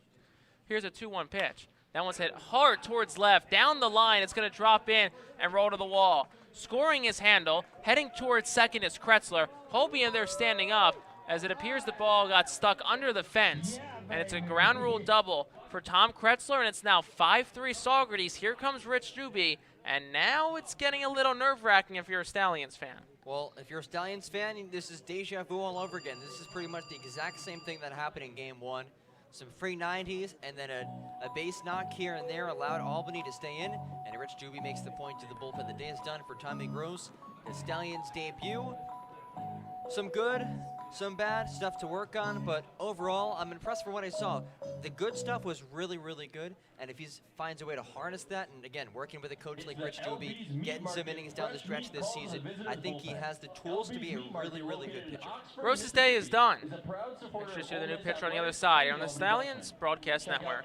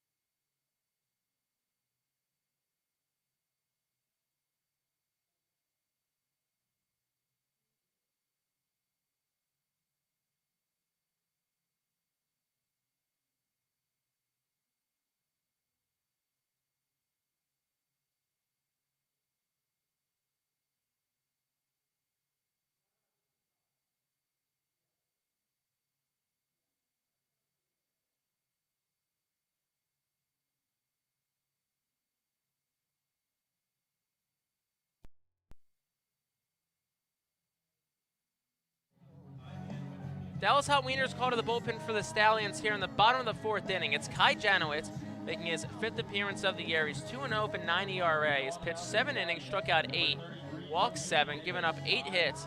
He released Tommy Gross, who went 3 1/3. Can't close his line quite yet, as the runner on second and Tom Kretzler is still his. So 1 away, bottom 4. Stallions lead at 5-3. Runner on second for Kai Janowitz, the recent sophomore out of UC Davis in California. Jake Star, John Gross, thanks once again for joining us in what's turned into a cool and misty Friday evening just outside of Albany, New York. Altamont, to be exact, is where Kienholz Park is located, as Kai Janowitz gets his final warm-up pitches in. While he does that, we can close the line for Ben Seiler. He went 3 1/3, gave up 3 hits, 5 runs, 4 of them earned, walked 4, struck out 3. An uncharacteristic night for Seiler, but Albany is threatening, and they have a chance to make this a new ball game with just one swing of the bat as Nick Schwartz comes to the plate to face Janowitz. And I think this is a game-defining inning. If Janowitz can come in and get these next 2 outs without allowing a run, the Stallions enter the next inning. Their offense has been great. Enter the next inning still with a 2-run lead, a chance to add to that. But if Albany can continue to claw away, momentum's going to turn in their favor. And they're the home team right now, looking to avenge a Game 1 loss. Puts them in a pretty good spot down the stretch today. Schwartz walked back in the second. Here's the first pitch from Janowitz. Well, an off-speed pitch, swung on a miss by Schwartz as it was way out of the zone. Makes the count 0-1 to him.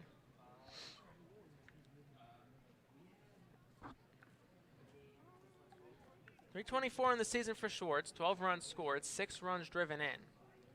Kai Janowitz steps off the mound again. Second time in as many pitches that him and Marquez have not been on the same page with the more complicated set of signs with the runner on second. That runner is Kretzler. He had an RBI double that chased Tommy Gross from the game. That 0-1 pitch swung on a miss. Climbing the ladder was Janowitz. Makes the count 0-2 to Nick Schwartz.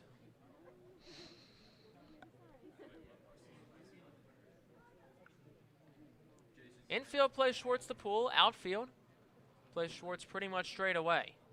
0-2, 1 out, bottom 4. 5-3 Saugerties. Runner leads off second. Janowitz checks on him. It's Kretzler. And delivers a pitch. Curveball rolled over towards third. Futures fields it on a high hop. Sets himself. Fires across the diamond. It's in time.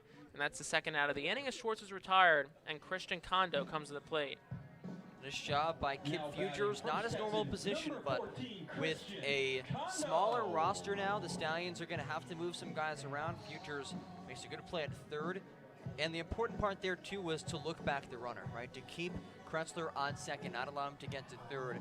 A quick throw from Futures. Instead, he froze up the runner, forced him to get back to the bag, and still made the throw with ample time. Berghammer and Janowitz both raced over to third to make sure Kretzler couldn't advance. Here's the first pitch. The Kondo, outside corner for a called strike, 0-1. Kondo 0 for 1 tonight. He struck out looking back in the second. Janowitz, glove on his right knee, arm dangling, gets the sign from Marquez. Now he sets just above the belt, checks the runner and deals. Tried to go off speed. Misses that one up and in the Kondo. Lights are on here at Kienholz Park, brought to you by Richards Electric, the lights turning on sponsor for the Stallions. When the lights go out, call Richards Electric, as it's almost 10 o'clock here on the East Coast. Janowitz checks the runner at second again. 1-1, 2 outs. Here's the pitch to Kondo. Just misses up and away to him, counts 2-1. And in case the Janowitz family is watching out in California, hope you're enjoying your dinner. About 7 7 o'clock there, yeah. 2-1, 2 outs. Runner on second. Here's the pitch. That one almost got away from Marquez. A nice job to slide towards the left-handed batter's box and pick that. Makes the count 3-1. Speaking of time zones, I've seen a bit of a debate going around the last couple of years on social media. What is the best time zone to watch sporting events in? I think it's the West. Could be the West. And I'll explain in a second if we have time this inning. If not, we'll move that conversation to the next inning. Here's the 3-1. That's upstairs for a ball to Kondo. And he works himself a 2-out walk. So runners on first and second, 2 away, bottom 4. Stallions lead 5-3. Think if you live on the West Coast, John, you know, NFL Sunday, I know you're not a big NFL guy. I am. On the East Coast, it's tough with Sunday Night Football, where, you know, you got to make it to almost midnight to watch those games. On the West Coast, your day starts at 10 and it's over by 8, and you have your entire evening ahead of you. That is a perfect day. You get up, watch some football, get some breakfast, get to watch all afternoon, and you're done by 8, get to have dinner and just relax and not have to worry about sleeping in the next day. Ty Gallagher to the plate. First pitch from Janowitz at the knees for a called strike. Don't think Gallagher liked that one. I think that mountain time is probably the best, 2 hours, because I'm a college football guy. So a noon kickoff Eastern time is going to be 10 a.m. That's perfect to wake up. 9 a.m. is a little too early to wake up if I'm watching in California for a noon game on the East Coast. Here's the 0-1 pitch to Gallagher. That one's outside for a ball from Janowitz. Counts 1-1. And I will admit, you watch those college game days and they go to the West Coast, and It's 6 a.m. 6 a.m. That's got to be tough. Yeah. And, you know, at Penn State, you're usually getting in line to get in the pit around 2. You're probably in line the night before on the West Coast. Here's the 1-1 pitch to Gallagher upstairs for a ball, 2-1. Yeah, I just feel like 2 hours back, at least, because everything is based on Eastern time pretty much. 2 hours back is, I think, in my idea, as a college football fan, the ideal situation. I can see NFL. And that I can see NFL it, theory stays the same, because then it's 11 Right. a.m. to 9 p.m. That's still ideal. Here's the 2-1 pitch. Gallagher chases a low pitch and fouls it back behind home plate. Makes it 2-2, 2 outs. And now Kai Janowitz 1 pitch away from seeing himself out of this 4th inning. I know this very debate is something that the Pac-12 conference has wrestled with quite a bit with their football. Having some games really early in the morning, West Coast time. The big noon kickoff. They've done that before last year. Yep, with the new deal with Fox. So I don't know. 2-2, 2 outs, 2 on. Janowitz checks back the runner at second. Here's the pitch. Swing and a miss, struck him out. Kai Janowitz comes in and closes the door and sends Ty Gallagher down on strikes. And he leaves 2 on base. Albany gets 2 on a hit. Strands 2, ahead of the 5th. 5-3 Saugerties.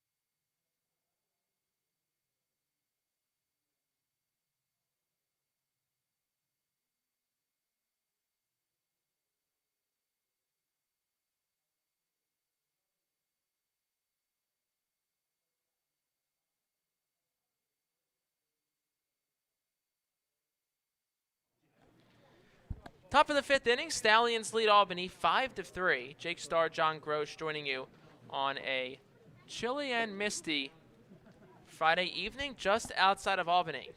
David Shackelford leads things up. Top of the lineup due up for the Stallions here in the 5th. Here's the first pitch from Bogosian, back out for his 2nd inning of work, and that is upstairs for a ball. It's 1-0 to Shackelford. Stallions have scored in 3 straight innings. 1 in the 2nd, 3 in the 3rd, 1 in the 4th. Bogosian working from the windup. Here's the 1-0. That one's fouled back by Shackelford. Hits high off the protective netting behind home plate. Makes the count 1-1 to him. Shackelford singled, swiped the bag, and scored back in the 3rd. Had an RBI single, that was. Here's the pitch to him. That one's rolled over foul towards the Stallions dugout. Andrew Wilhite trying to reach down and field that one over the railing, but couldn't, so it makes the count 1-2.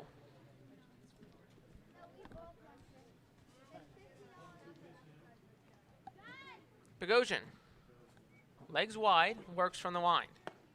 That's down for a ball, 2-2. A good chance for the Stallions to add to this lead. They did a great job in the first game of any time the Dutchmen would score, the Stallions would respond with 1 or 2 more. And if they could keep just expanding that lead, even if it's a slight edge, that's good news for them. Here's a 2-2 pitch to Shackelford. Went inside of the breaking ball, just missed. Makes the count full, 3-2. Lots of 3-ball counts tonight, John. Yeah, lots of 3-ball counts, and that's good plate discipline by the Stallions. 3-2, nothing away, top 5. Here's the pitch to Shackelford. That one's rope center field, in for a base hit. It's a leadoff single by David Shackelford. 2 for 3 so far tonight. And John, as we talked about, Shackelford, the Arizona commit, looking more and more comfortable with each passing game and each passing at bat. Hey, there's a reason why he's headed to a program like Arizona, one of the top teams in the Pac-12, and team who just made the NCAA tournament.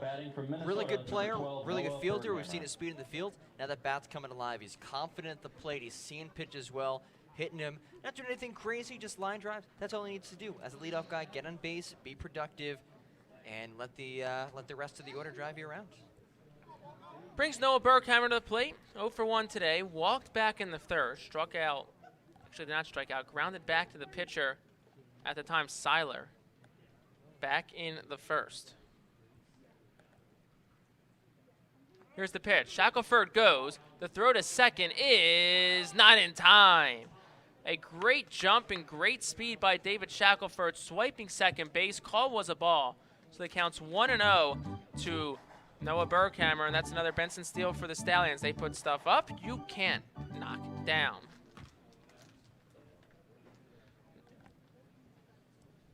Shackelford, as we said, showing off those legs, showing off that speed. Now he leads off second. The second baseman, Kondo, shaded towards the bag, holding on Shackelford. Bouncing back and forth. Here's the pitch to Berghammer. In there for a called strike with a curveball. It's 1-1.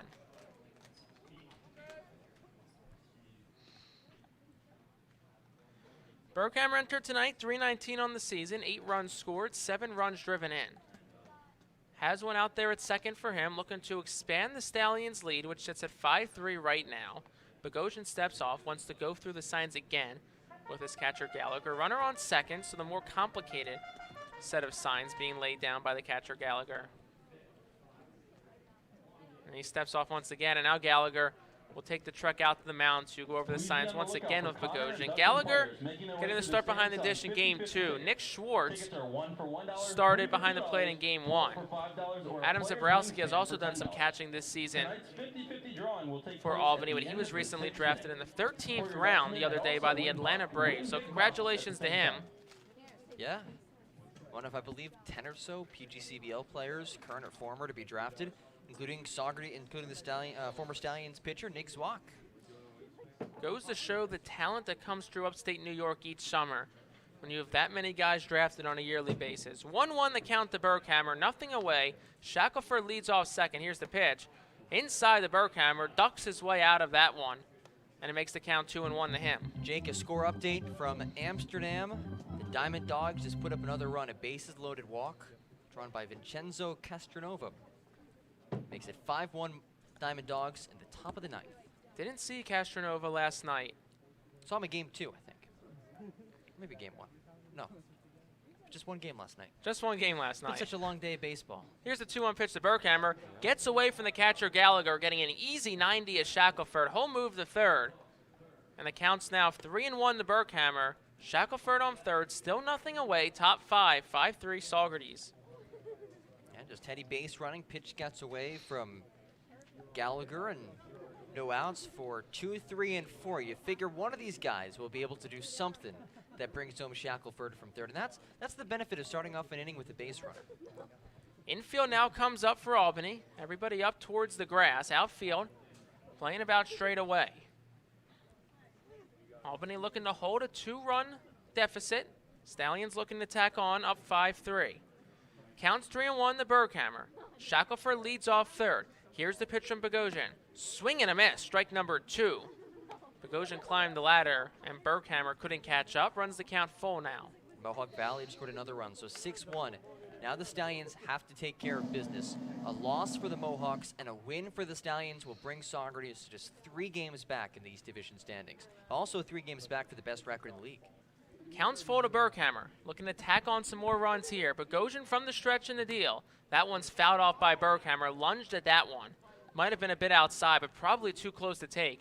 And we'll do it again at 3-2. And with the infield in, plenty of space. If you could hit one hard, you're sitting pretty for driving home Shackelford. Hit one hard, maybe into the outfield, even something in the infields. Tough play for an infielder to make. Could bring home Shackelford. Infield remains up. Counts full, nothing away. Top 5. Here's the pitch to Berghammer. Outside, ball 4. Another emphatic bat flip from Berghammer behind the back. And he will reach via walk. And now the Stallions have runners on first and third. Still nothing away for Tyler Kelder here in the 5th. And Jake, I think it's underratedly impressive, like that bat flip. Oh, that's He's that's not looking impressive. at the dugout. He just launches that thing, and it goes right towards the dugout. That's a guy who knows how to draw a walk. He's done it so many times that he is a walk bat flip extraordinaire. 2 walks tonight. Great exercise for the triceps, too. Yeah. Throwing it back. Just replicating that motion right now. I'm feeling stronger already. Runners on the corners, nothing away for Kelder. Middle plays in double play depth. Corners playing up, holding the runners on the bag. Here's the first pitch to Kelder. Swings and misses at that fastball outside for strike number 1. Tyler Kelder, 0 for 2 tonight. Grounded to short in the first. Hit into a fielder's choice in the third. Third time up tonight looking to break through. He's driven in 16 this year. Number 17 sits on third, 18 sits on first. Bogosian sets at the belt, toes the first base side of the rubber. Here's the pitch to Kelder. Berghammer goes from first. That one's driven high and hard, deep center field. Backing up his handle, he'll size it up, make the catch just in front of the wall.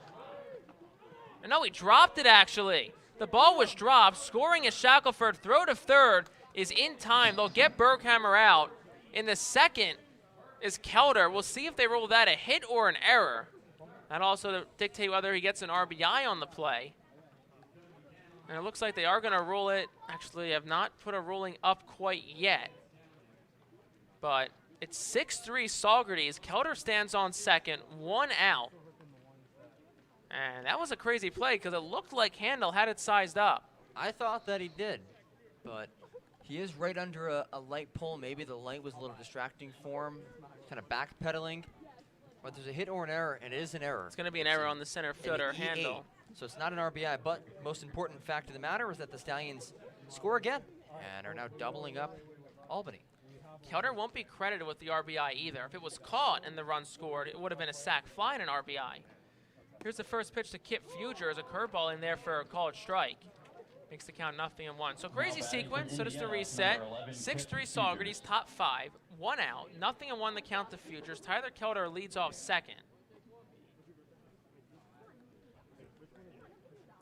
Fugers 0 for 1 tonight. Walked and scored in the second. Hit into a fielder's choice back in the third his last time up. Here's the 0-1 to him. Hits that one towards right center field. The Fayette and Handel trying to close in on it. The Fayette will call him off, make the catch. The right fielder tagging towards third is Kelder. He'll get there standing up. And that's the second out of the inning for Cade Verduzco. Now batting from Grand Canyon, number 22, Cade Verduzco. Cade Verduzco 1 for 2 tonight. Singled back in the second, flew out the right in the third. Has a runner out there on third for him. So the Stallions look to tack onto their lead. They lead by 3, 6-3 here in the top of the 5th. 2 away, runner on third. It's Tyler Kelder.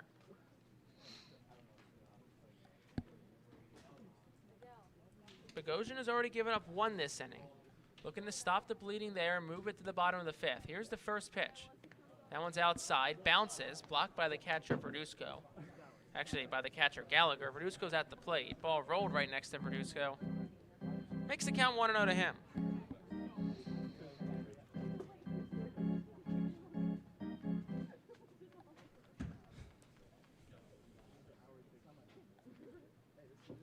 A long look in from the righty Bogosian. Righty on righty matchup. Here's the 1-0 pitch to Verduzco. That's in there on the outside corner for a called strike. Makes the count 1-1. You'd love to bring home this run. You already scored another run this inning. So I've now scored in 4 straight. That's consistent offense. Moving guys around, getting guys on early in innings. Good job by the Stallions offensively. Here's the 1-1. That one's down low for a ball. 2-1 to Verduzco.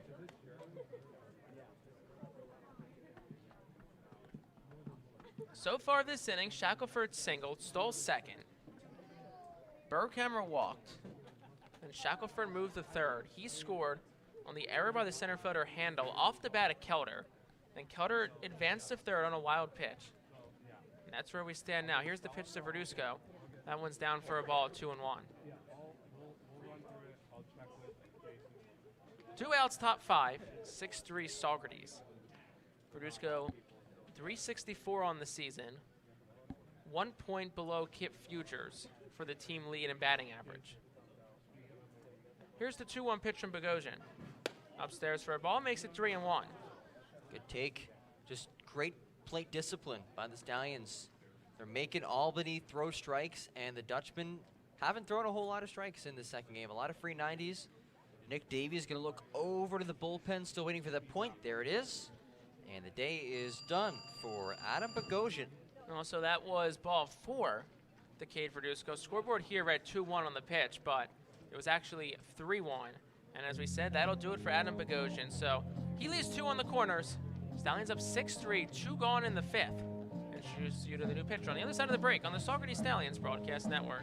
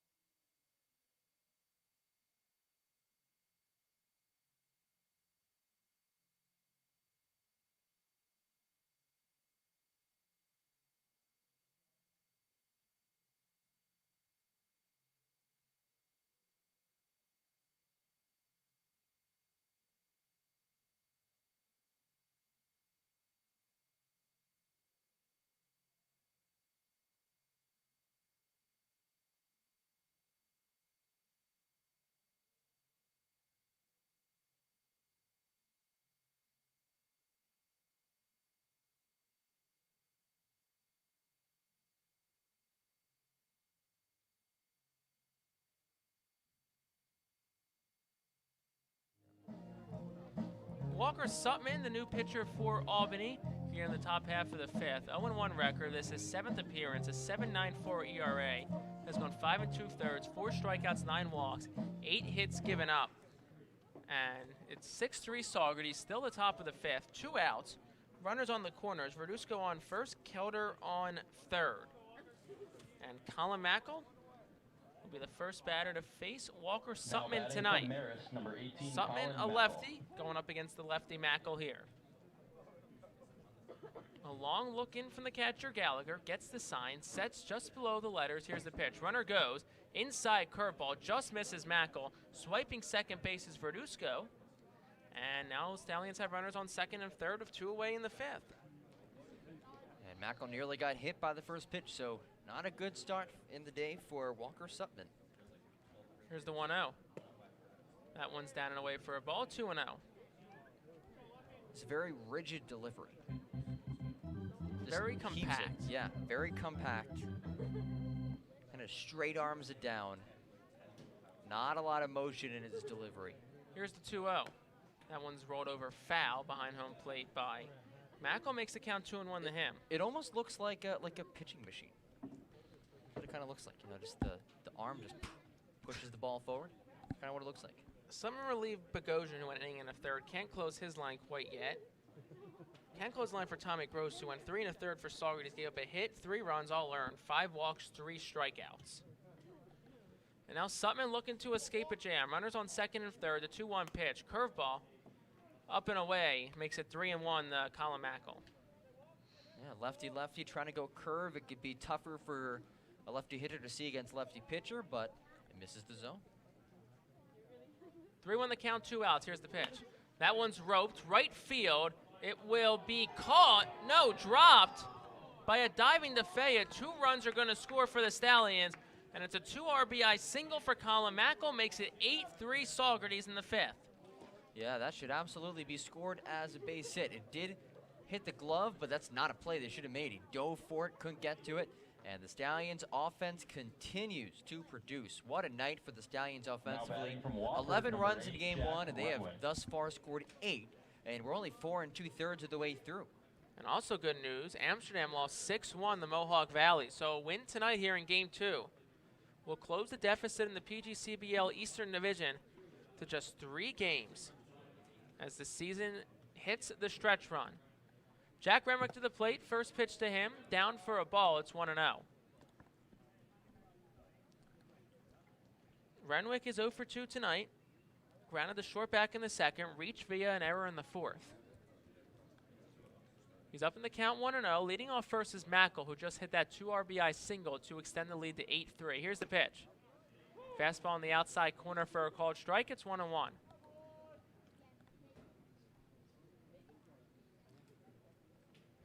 Mackel 214 on the season, 10 runs scored, 9 runs driven in. Shortstop Rayner has him shaded towards second. Here's the 1-1 from Sutton. Swung on and missed at a fastball. Couldn't catch up to that one. Was Renwick. Makes the count 1-2 now with 2 outs in the 5th. Had Renwick reaching across the plate. Couldn't catch up to it. Rain picking up a bit. Let's look at the light. Definitely coming back down a little bit harder.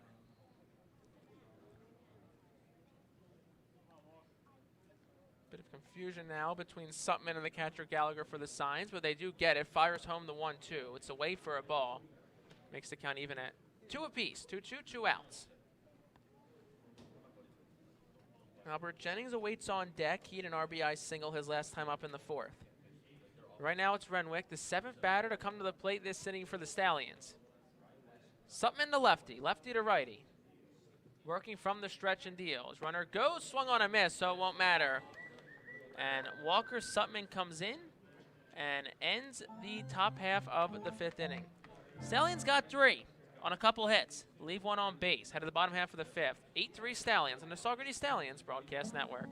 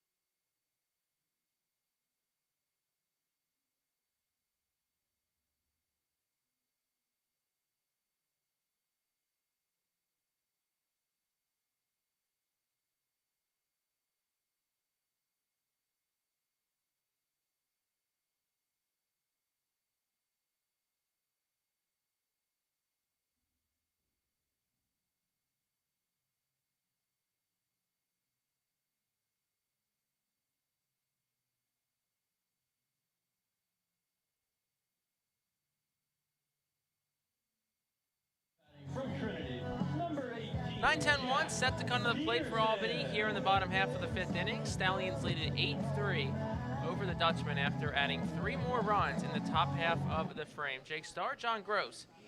Thanks for joining us on this Friday evening from Keenholz Park in Altamont, New York. Jack Peterson leads things off in the 5th for Albany. First pitch from Kai Janowitz. That one misses outside for a ball. It's 1-0.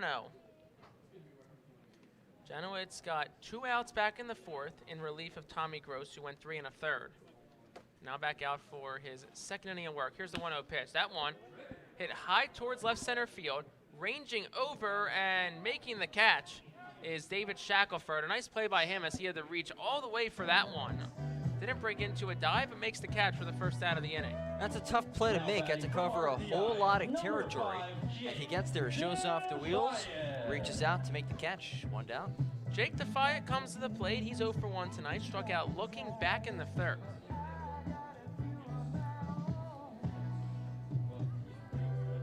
Kai Janowitz looking to hold a 5-run lead for the Stallions, looking to sweep this doubleheader. Game 1, 11-8. Janowitz works from the stretch. The first pitch, a curveball that gets away from him and over the catcher Marquez. The backstop makes the count 1-0 to Defiant. Jake, I was looking up, curious to see if 0-1-3-1-3, that's the sequence of runs the Stallions have scored so far, was a zip code in the U.S. Now, it's not. However, it's a postal code in Slovakia. I'll give you some of the cities that it represents. The 1-0 swung on and missed on an off-speed pitch by Defiant. Makes the count 1-1. It's a postal code for Rajake, Teplis, Konska, Kunarad, and Stransky. I could brush up on my Slovakian. They probably aren't correct, but there we go. The The more Stallions you know. representing Slovakia with their run sequence in the first 5 innings. The 2-1. Now the count is 2-1 as that one missed upstairs to Jake Defiant. Defiant, 156 on the season, 9 runs scored, 1 run driven in. Trying to work out of a little bit of a slump here. Here's a 2-1 pitch. That one misses away from Janowitz. It's 3-1. Stallions land of 8 runs scored, 5 hits, no errors. Albany 3 runs on only 1 hit, 2 errors. Aside from 1 hit tonight, all the base runners have reached via the walk. 6 walks tonight combined between Gross and Janowitz. Here's the 3-1. Upstairs and away for a ball, and that's walk number 7 tonight for the Stallions. Second given up by Janowitz. So Defiant gets the first, and that'll bring us back to the top of the lineup to Ryan McGee, who's 0 for 2 tonight. Well, I want to go back to something you just mentioned. 8 runs on only 5 hits for the Stallions. What does that tell you? It tells you a couple things. Number 1, getting a lot of free 90s, a lot of walks. Haven't seen any hit by pitches, but 2 errors as well. And it also says that those hits are productive hits. When guys are getting on the Stallions, you're doing a phenomenal job of moving them around and bringing them on home. First pitch to McGee. In there for a called strike, up in the zone. It's 0-1. McGee has grounded out the second both times tonight. Hit into a double play back in the 3rd. So Jack Renwick stands on second. Has to be anticipating this one. Nothing on the count, 1 away. Pitch from Janowitz. That one's roped right side. Gonna flare in the right field for a base hit. Holding up at second is Defiant. So it'll be a 1-out single for Ryan McGee. Runners on 2nd and 3rd now. 1 out, bottom 5, 8-3 Saugerties. First hit of the day for Ryan McGee. The .321 hitter was 0 for 5 between the 2 games entering that at bat. Finally gets a hit. Brings up George Rayner, who's 0 for 1 in the second game of the doubleheader. George Rayner, the shortstop, 245 on the season, 8 runs scored, 7 runs driven in. The catcher, Jacob Marquez, steps in front of the plate. Gives a couple of signs in case a bunt is laid down here by Rayner. Kip Futures, the 3rd baseman, making his 2nd start of the season at 3rd base, does not appear to be any bit concerned about a bunt as he stands about 4 steps behind the 3rd base bag and about 3 steps towards shortstop. Janowitz checks back to runner at 2nd. Here's the first pitch. Upstairs for a ball to Rayner. Makes the count 1-0. And if this had been a 3-run game, 2-run game, 1-run game, we might see a bunt. But at this point, there's already 1 out. You're down by 5 runs. I'd expect Albany to be swinging away here. Janowitz deals the 1-0. That one's fouled off the end of the bat behind home plate off the protective netting. Makes the count 1-1. Approaching 10:30 here in upstate New York.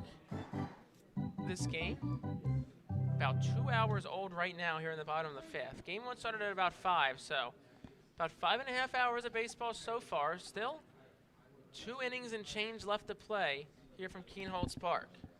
Kai Janowitz checks back at the runner, Defiant at 2nd, checks again and deals from the stretch. Upstairs for a ball, it's 2-1.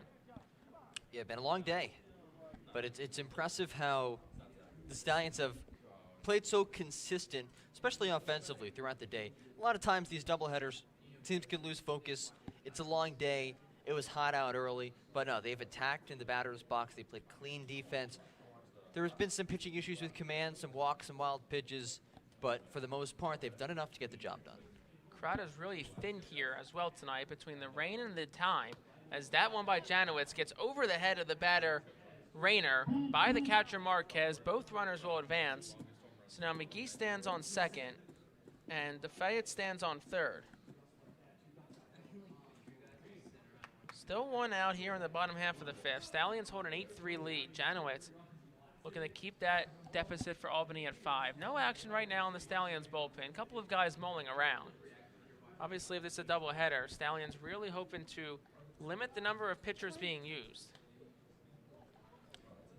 3-1 to count to George Rayner, 1 away. Janowitz set above the belt. Here's the pitch, outside ball 4. Second walk this inning, and that'll load the bases for Albany. And we'll see if we get a mound visit from Rich Doobie. Yes, we will. Number 7, Mike Handel. Yeah, on the one hand, the walk loads the bases. It opens the door for a ground ball double play. On the other, the walk loads the bases. And for a guy in Mike Handel, who is a really good hitter, the 3-hitter in this lineup, he's 0 for 1 today, did walk in his last at-bat, but Rich Doobie is going to keep Cayenne. Looks like there's some light action going on in the Stallions bullpen, but it really is so important for today for the Stallions to, especially in the second game, try to just use 2 pitchers. I think Janowitz is capable of going the distance, or even for a third pitcher to come in and just have to toss 1 inning. If he can get out of this inning, go out there and get an out or 2 next inning. If Rich Doobie wants him to go back out there in the 6th, that would be huge, because the Stallions do have a game tomorrow. Weather isn't looking great right now, but we can hope and pray that things change between, 24 hours or 21 hours. It's a long time from now. Things can change, but important to preserve these arms. You never know if this weather in upstate New York. So Doobie heads back to the dugout. Still 1 out, bottom 5. Bases juice full of Dutchmen. We'll see if they'll be flying home tonight. Here's the pitch. In there for a called strike, 0-1. You see what I did there? There we go, a little SpongeBob reference. When I do the call to the bullpen here, I'm pretty sure it's the phone ring from SpongeBob as well. So Really? some motivation coming in from that. Here's the 0-1 pitch. That one's flared in the infield. Bounces over the outreach arm of Berghammer. 1 run's going to score. There's going to be a play at third. The throw is in time. A nice play by the center fielder, David Shackelford. And that's the second out of the inning. So what happened there, the ball bounced. Retreating back to second base was McGee. He thought the ball was going to be caught. Got past Berghammer. The runner on third scored. That was Jake DeFayette. And then David Shackelford fired a strike to third base, and they got him out of third. So it's 8-4 here in the bottom of the 5th, 2 away. And Jake, an 8-5 fielder's choice? Do I have that correct? No, they're scoring that as a hit. It should be a fielder's choice. It shouldn't be a hit. Shouldn't be a hit. That should be a 8-5 fielder's choice. Even though it got into the outfield, it's still a fielder's choice and an RBI. Yeah. Here's the pitch. Upstairs for a ball to Logan Beard. Counts 1-0 to him.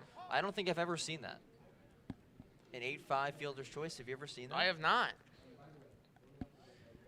It sucks for a guy like Handel that you lose the hit because of that. Counts 1-0. Here's the pitch to Beard. Hits that one off the hands towards shallow left center field. Shackelford's there. He'll make the catch. And that will retire the side. Albany gets 1 on a hit. Leaves 2 on base. Head to the top of the 6th. Stallions lead at 8-4.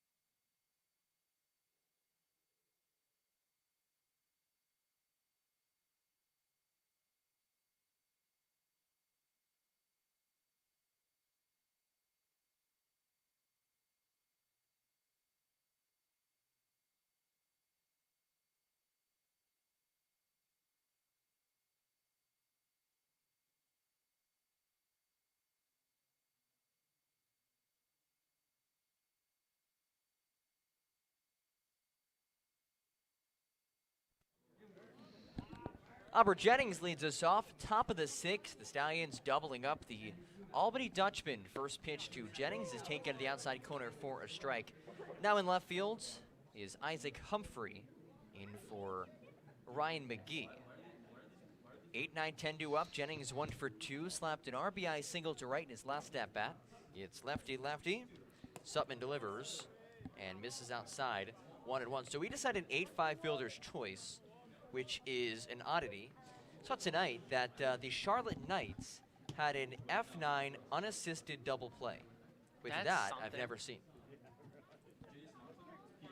1-1, tap back foul, and Jennings now behind 1-2. I'm still trying to find out exactly what happened. It was tweeted out by a guy I know, Phil Constantino, who works with the Knights, director of broadcasting at Gardner Webb.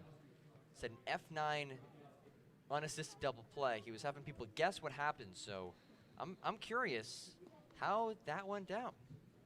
I'll be there, very interested. I'd love to see a video of that later. 1-2.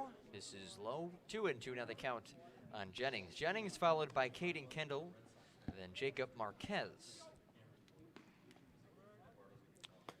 Stallions have scored in 4 straight innings after being held off the board in the first, put up 1 in the second, a 3 spot in the third, 1 in the fourth, tacked on 3 more for good measure in the fifth. Brings us to this 8-4 game in the 6th. Jennings, a hard roller towards second. Off a couple of difficult hops, it's fielded by Kondo in time to first, 1 out. Yeah, hit hard by Jennings, as he's been doing a lot lately, but a nice shot there by Kondo, sticking with that one after it took a couple of rough hops. Brings up Caden Kendall, who was 0 for 1. He did walk his first time up. I still think probably the craziest fielding play that I've seen in baseball, like an oddity, wasn't it an unassisted triple play by the Phillies? Eric Bruntlett, 2009, and the game against the Mets. Unassisted triple play. Rich Doobie would have remembered that. I was in the dugout for that game. First offering to Kendall is outside. 1-0. So how did that happen? He caught a line drive, tagged someone, then stepped on second? It was a hit and run. Runners were off. First and second, nobody out in the 9th. Bruntlett was playing second, fielded it. Momentum taking him towards second. Caught the ball, tagged second, and then chased down the runner. That's in there for a strike. 1-1 count, 1 out. An 8-4 Stallions lead top of the 6th. Saugerties looking to complete the doubleheader sweep of the Dutchmen and climb ever so closer to Amsterdam for the top record in the league. Taken at the knees for strike 2. The Mohawks lost to Mohawk Valley earlier tonight. And with a win in game 2, the Stallions move to 3 games back of Amsterdam. So a 1.5 game jump if the Stallions can complete the doubleheader sweep. 1-2 on the righty, Kendall. Pokes this foul, first base side. What about you? What's the oddest baseball defensive play you've seen? I mean, the Eric Bruntlett one's got to be up there. I don't really know what could really top that. I mean, what's more rare than an unassisted triple play? Right. Because everything's got to go right. You have to have, first of all, runners on first. You have to have runners on base. It has to be a force. Most likely has to be a hit and run, and it's got to be a line drive to an infielder. 1-2 to Kendall. Again, sent down the first base side, foul out of play. And it's got to get to the infielder quick enough, because if it doesn't, then they would have to throw the ball to first or another bag to get the runner out. So it could still get a triple play, but it wouldn't be unassisted. The statistical probability of that is pretty much slim to none. So there have been only 15 unassisted triple plays in MLB history, making it a rarer feat than a perfect game. 1-2 is taken outside by Kendall, 2-2. I believe Eric Bruntlett's hat, maybe his jersey from that game, is at the museum in Cooperstown.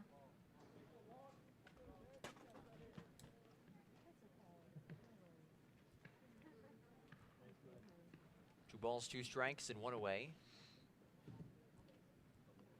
Sutman sets, kicks and offers home, and misses inside. Kendall ducks out of it, full count.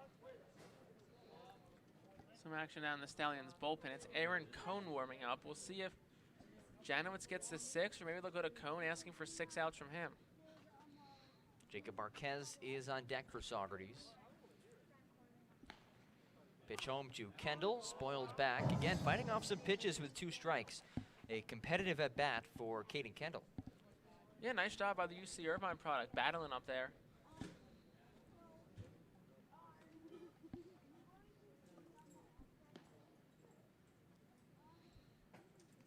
Sutton looks home to Ty Gallagher. Lefty to righty. Now Kendall's going to step out. Long at bat here. Kendall trying to stay in control, get a pitch he likes. Has the hands choked up here. 2-2 offering is outside. Pardon me, 3-2 offering outside, and that is a one-out walk for Caden Kendall.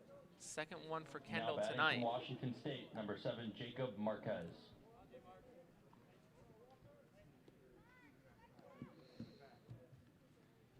That is the 7th walk drawn by the Stallions in Game 2. So those 5 hits, they've scored 8 runs, a lot of them because of those free 90s. Brings up Jacob Marquez, who has one of those 7 walks. He walked back in the 3rd, grounded out to short in the 4th. The switch hitter, batting as a righty, takes a pitch in the outside part of the plate, 0-1.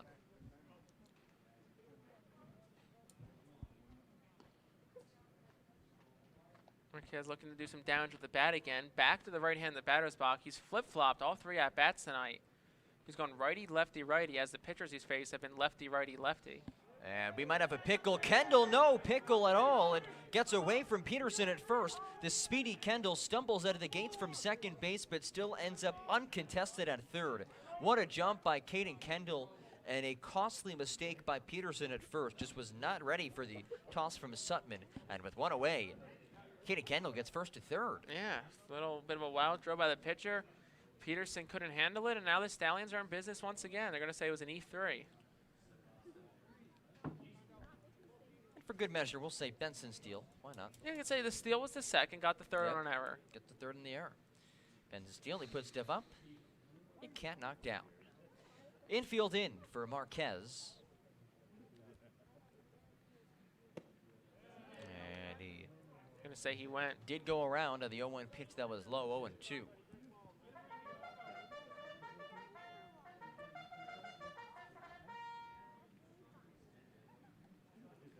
Two count on Jacob Marquez. With Kendall on 3rd, the pitch is upstairs, 1-2 with 1 away.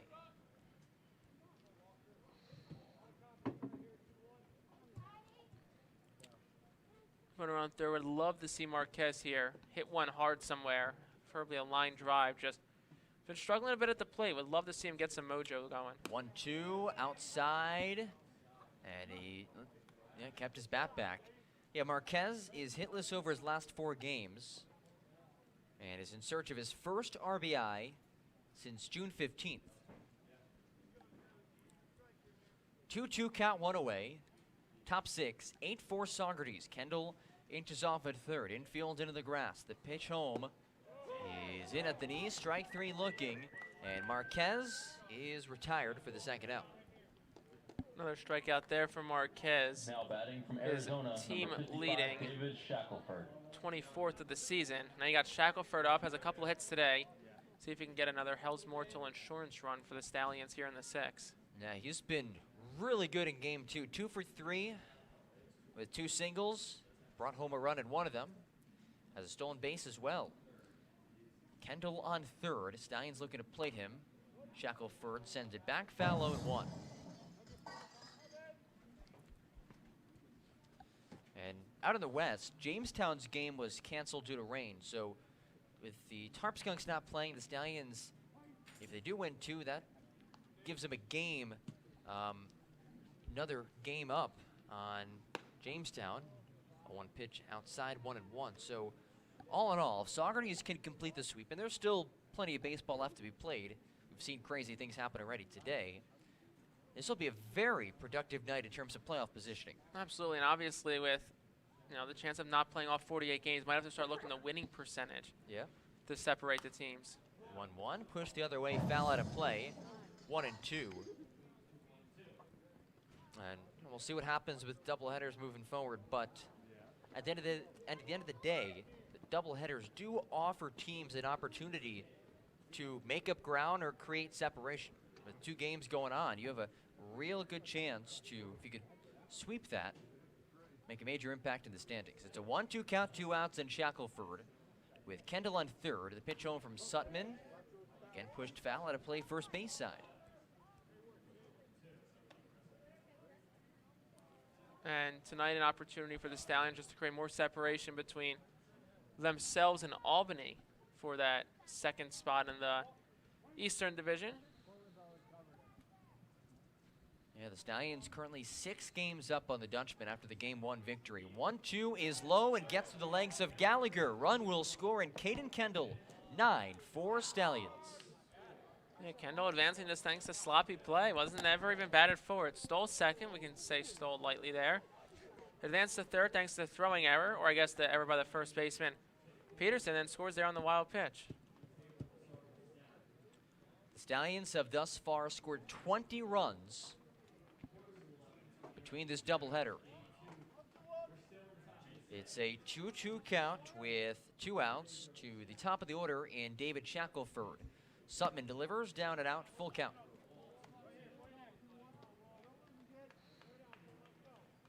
Shackelford a chance to reach base for third time tonight if he gets a walk here.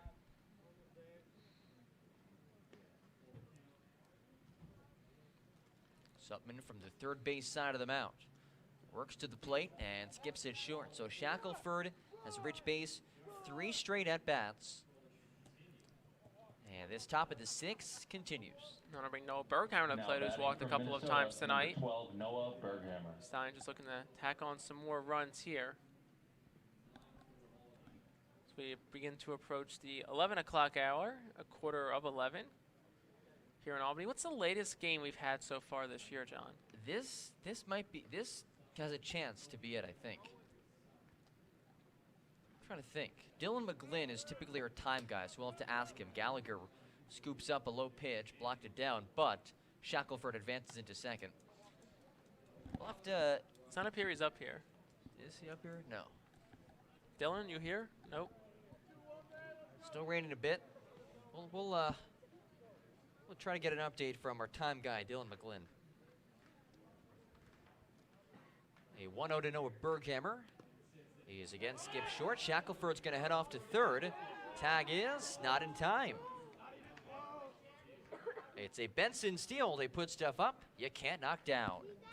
Great job there by Shackelford. A great dirt ball read. Maybe shouldn't have went there. The throw did beat him, but did a nice job sliding because the tag from Beard was a bit slow, and the throw did come in a little bit higher than usual. 2-0 count with 2 outs on Berghammer, who's walked in his last 2 at-bats after grounding out to the pitcher Ben Seiler back in the first. 2-0 delivery from Sutman is high, 3-0. And I like the fact that the Stallions are still being aggressive at the bases. It's only the 6th inning. You're playing 7, but it's only a 5-run lead, and we've seen Albany create some rallies today. Have to keep the pedal to the metal. There you go, down the pipe, 3-1. Yeah, no, you got to be aggressive. I mean, it's only a 5-run game. It's a different conversation. You're up by 10, 11, 12, but you've seen, Stallions, as we said, if they don't pitcher, so you don't ever know what's going to happen. So the more insurance you can have, the better. 3-1 to Berghammer, fouled first base side. Peterson races towards it, and it's out of his reach, out of play.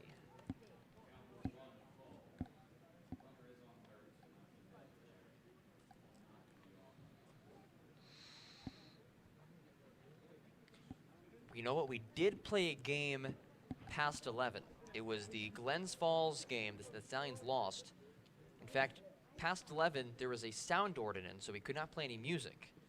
3-2 misses inside, and there's that patented walk bat flip back to the dugout for Noah Berghammer. Another free 90 for the Stallions. Springs up Tyler Kelder. Third time we've seen that tonight. They were at about 2 hours and 20 minutes here. With still 3 half innings left to play after this, so we could very well get to a 3-hour, 7-inning game.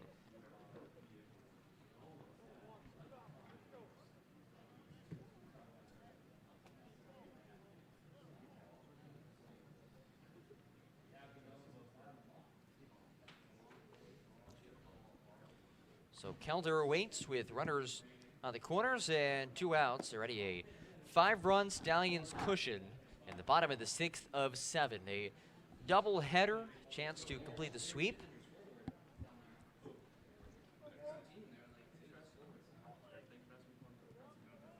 Sutman sets to Kelder.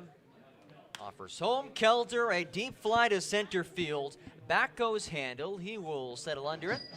And that wraps up the top of the 6th. Bottom 6 after this, the Stallions again score. That is now 5 straight innings with at least a run. As we get to the bottom of the 6th, 9-4 Saugerties to the Stallions Broadcast Network.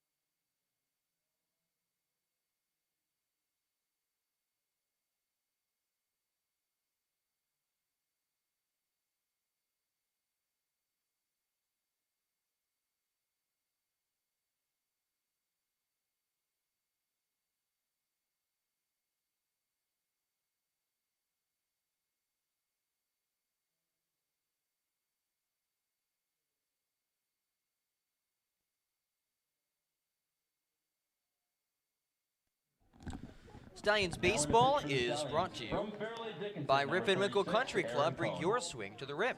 Rip's Auto Parts, the Stallions pitcher catcher battery sponsor. Rip's your hometown auto parts store. Saugerties Athletic Association, where having fun is what matters. Sawyer Chevrolet and Sawyer Motors. Stella Artois, distributed by Dutch's Beer Distributors. Grab it ice cold Stella at the Stallions watering trough. Steyer's celebrating over 50 years of keeping you on the road. Sun Common, a solar company with a purpose beyond profit. A Dallas Hot Wieners call to the bullpen. Aaron Cohn, ready at Fairleigh Dickinson. Heads to the mound, a 3.46 ERA this season. Groups the pitch just upstairs. 2-1 record this year, making his 9th appearance, all 9 out of the bullpen. In 13 innings, has 12 strikeouts and 7 walks. We'll face Tom Kretzler to start off the bottom of the 6th. Stallions 6 outs away from victory as Cohn fires upstairs, 2-0.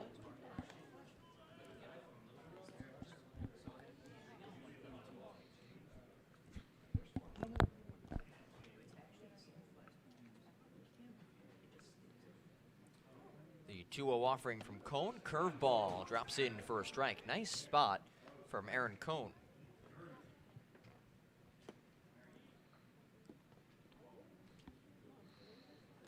Cohn looks home. Comes to the windup. 2-1 skips down and out for ball 3. That's where you got to battle back now if you're Cohn. You have a 5-run lead, but still you got to be quick and efficient here if you're Cohn. Cohn from the first base side of the mound.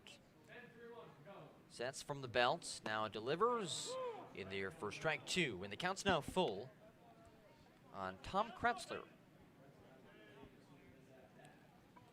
Big shout out to the Cohn family. They said earlier they're watching down in Tampa.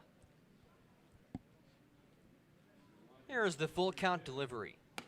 Swinging, strike 3 as Kretzler is retired via the Mid-Hudson Valley Federal Credit Union strikeout. Nice job there by Cohn. Went curveball earlier in the count, then comes back of a fastball up in the zone, makes it look more enticing. The Kretzler, and he swings and misses at that one. It's always the ones up above eye level that seem to get to the hitters.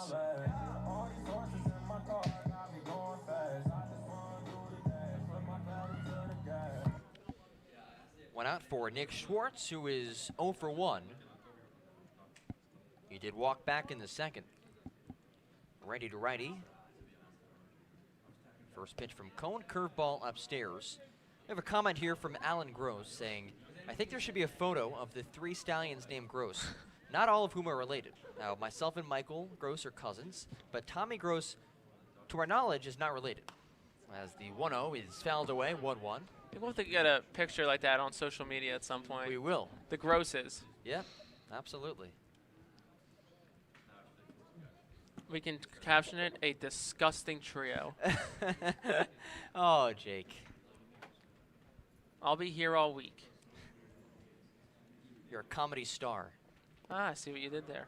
1-1 misses short. 2-1 count. Down in the count again is Cone. Battled back well, the Kretzler, the last batter. See if he can do it again with Nick Schwartz.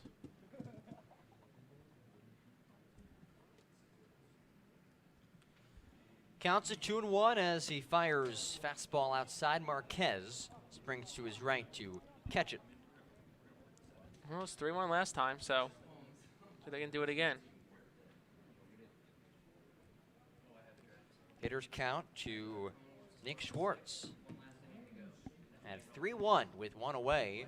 The offering from Cone. Outside corner, counts full.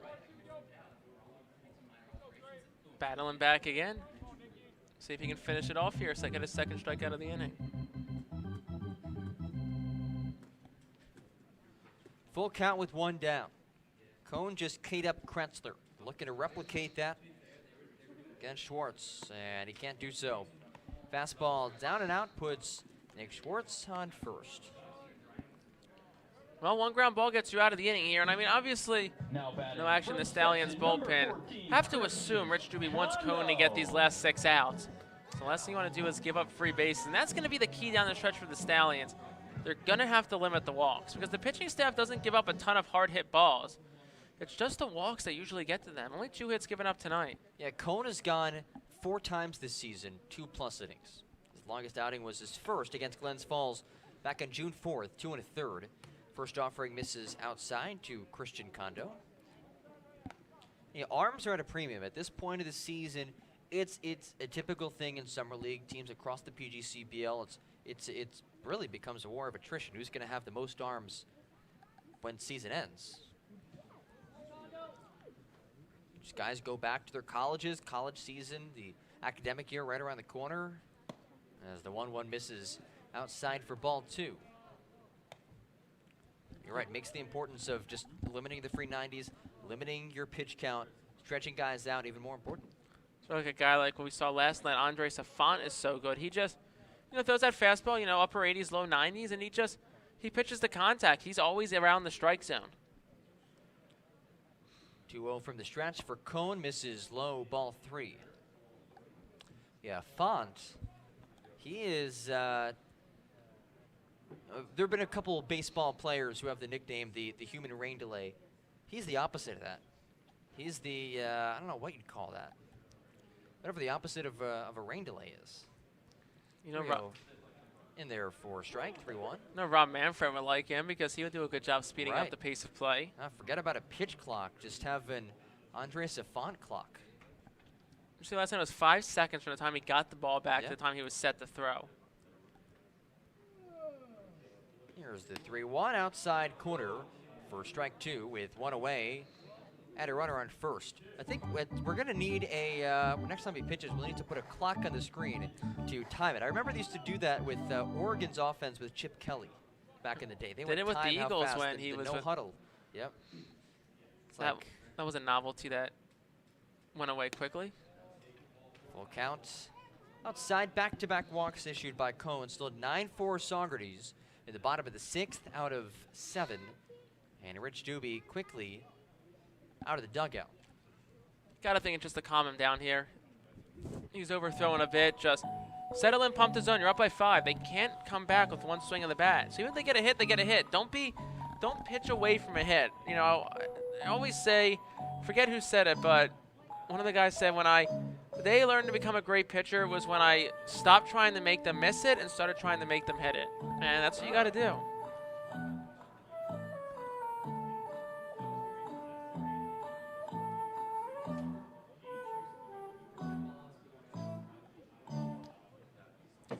Sandy Koufax. Sandy Koufax. Yep. You beat me to it. A legend. That's the key, you know. Think about soft contact. Don't think about blowing it by guys. Ty Gallagher steps in. First pitch after the mound visit, which is typically an all-important first pitch to be a strike, is missed outside. So 1-0 count on Gallagher, who is 0 for 2. First and second for the Dutchmen. 1-0 from Cone, past the bat of Gallagher. 1-1 now the count with 1 out. Bottom 6, 9-4 Stallions lead. The Stallions have scored in 5 straight innings after being held off the scoreboard in the first. It's in 1-3-1-3-1 since the second inning. 1-1 into center. Shackelford to his right has it for the second out of the 6th. Now you're just 1 pitch away, 1 out away from seeing yourself out of this inning and moving on to the 7th. Now batting from Trinity, number 18, Jack Peterson. Wow, how about this? 13131 zip code is Oswego, New York. How about that? We got a lot of Oswego students We in have this like 5 press Oswego box State tonight. people up here. How about 4 total, says Dylan McGlynn. He says sorry to let us down. We don't accept it. First pitch from Cone to Jack Peterson. Finds the zone for a strike. 0-1's the count. 2 outs. First and second for Albany. 9-4 Stallions. Cone checks back to second. Fires on the 0-1. And tapped away foul 0-2 with 2 outs. Hey, just go right at him here. Don't try to mess around here. Don't waste anything. Just go right at him here. Ahead 0-2 with 2 outs. The Stallions 4 outs away from an all-important doubleheader sweep over divisional rival Albany. Cone peers in. Comes set of the chest. Looks back to second. Focuses home. The 0-2 high and out. 1-2. Now you want that fastball up. See if he comes back now. If a breaking pitch started up. Try to mess with the eye level here. The timing of Jack Peterson. A ball and 2 strikes for Cohen, dangling his right arm as he leans over to Marquez behind the dish. It's righty to lefty.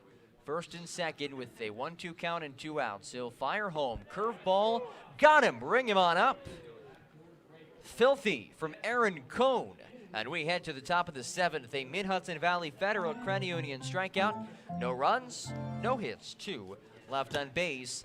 Top of the last after this. 9-4 Stallions on the Saugerties Stallions Broadcast Network.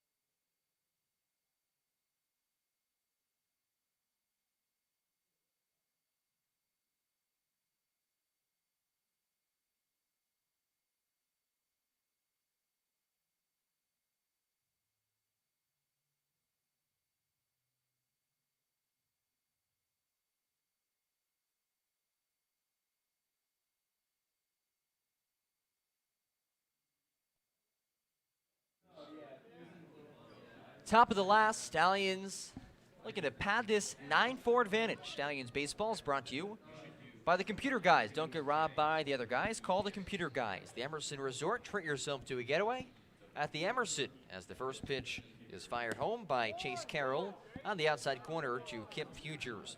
Ulster Federal Credit Union. Get rewarded with Ulster Federal Credit Union. And Ulster Savings celebrating 170 years with 170 acts of kindness. 0-1 past the bat of Kip Futures. 0-2 from Chase Carroll. Futures is 0 for 2. He did walk in his first at bat. Still looking for his first hit of the doubleheader. An uncharacteristic offensive performance for Kip. Lofts this ball to shallow left center. And Humphrey has it. 1 out. Did have a productive he did walk in the second, had a productive at-bat in the third. It grounded into a fielder's choice, which did net an RBI. So even though he didn't get a hit, still got his team-leading 26 RBI of the season. 1 out. Cade Verduzco to the box. Cade's 1 for 2. He singled and walked. Infield playing towards the bases a bit. Right up the middle is pretty much wide open as Verduzco takes a curveball strike from Carroll. Yeah, pretty much straight away. They're playing Verduzco here. He's got a hit tonight. He's 1 for 2. A 1 to Verduzco on the outside edge. 0-2.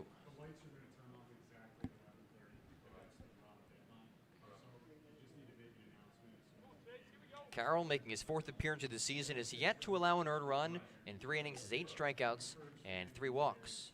0-1 misses away. Pardon me, counts 1 and 2 with 1 out of the 7th.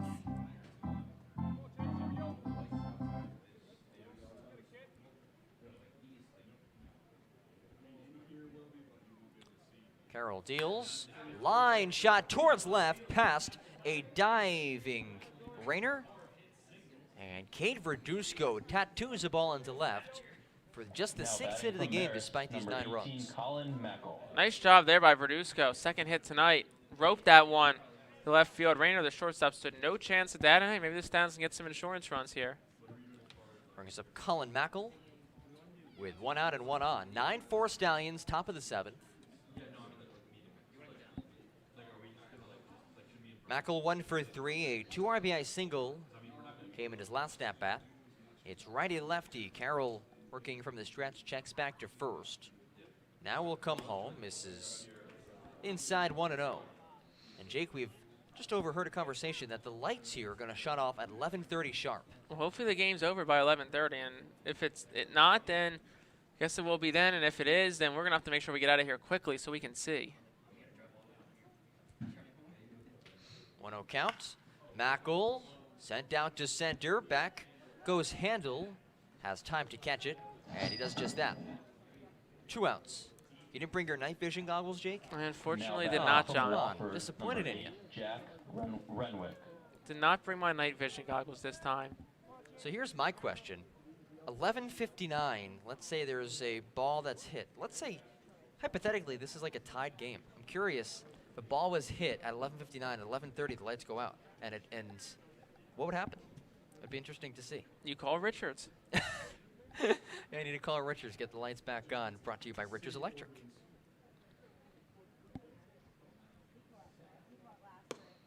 First offering is upstairs to Jack Renwick, and again, we'd expect that this game will be over by 11:30. Still 23 minutes to go. Stallions just need to record 3 outs in the bottom of the 7th. They lead 9-4.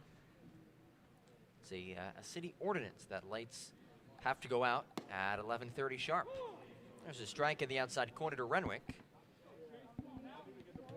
As an RBI ground out is over. Well, had reached on an error in the 4th and struck out in his most recent at bat.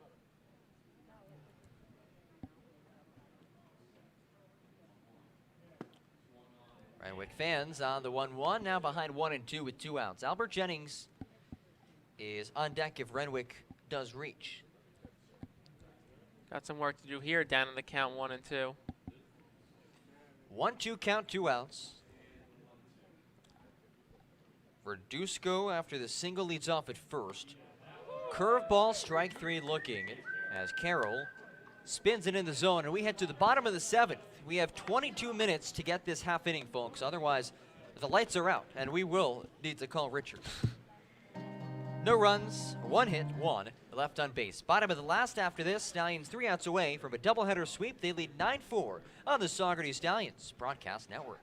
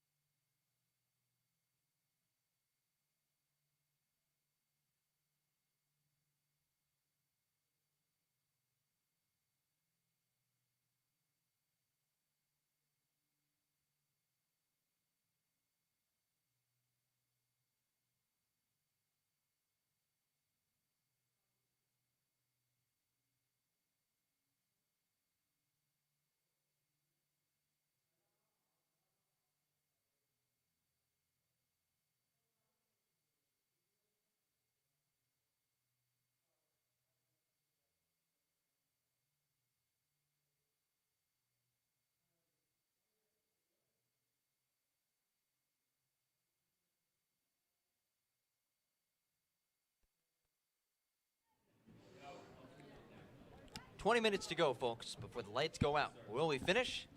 We'll see. First offering from Aaron Cohn is high to Jake DeFayette. Can't do that if we're going to finish on time. 10-1-2. Due up for the Dutchman, DeFayette, followed by Ryan McGee and George Rayner. Ready to lefty. 9-4 Stallions, bottom of the last. Cohn again misses high. 2-0. Well, the latest game the Stallions played this year was back on June the 9th against Glens Falls. The game ended at 11:23 p.m. 2-0 from Cohn, high and outside for ball 3. So Cohn starts off this bottom of the 7th with 3 straight balls. A guy who was normally pretty under control. Yeah, I mean, not pacing well for that 11:30 deadline. 19 minutes to go. Could be a buzzer beater, folks. 3-0 from Cohn is high. And DeFayette heads to first. Yeah, no problem. Just roll 2 here. Now batting for the Dutchmen from Louisville, number 6, Isaac It's Humphrey. the 3rd walk given up so far tonight by Cohn. Isaac Humphrey to the plate now. It's his first time up tonight. He subbed in for Ryan McGee back in the top half of the 6th as a defensive sub, and now he's batting for the first time. He was 1 for 2 in game 1 today. First offering on the pike for a strike.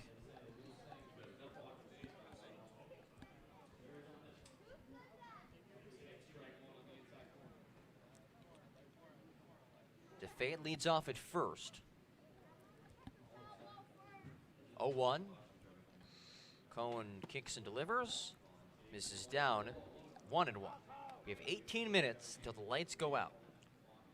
And here's the question. What if Albany's threatening? I guess the game gets suspended at that point. Yeah. We got to come back up here to play potentially a couple outs. Well, this is supposed to be the Stallions' last trip up here, This right? is. They have no more scheduled trips up here. 1-1 hit foul, first base side. And this does remind me actually of a story of a relative of mine. Harold Bunny Levitt was a member of the Harlem Globetrotters, okay? That's interesting. Great uncle, something along those lines. He had for a while the world record for most made free throws in a row. He shot underhand, taught Rick Barry. He One taught night- Rick Barry? Yep, one night, made 499 in a row. On the 500th, the janitor turned the lights out, and he missed it.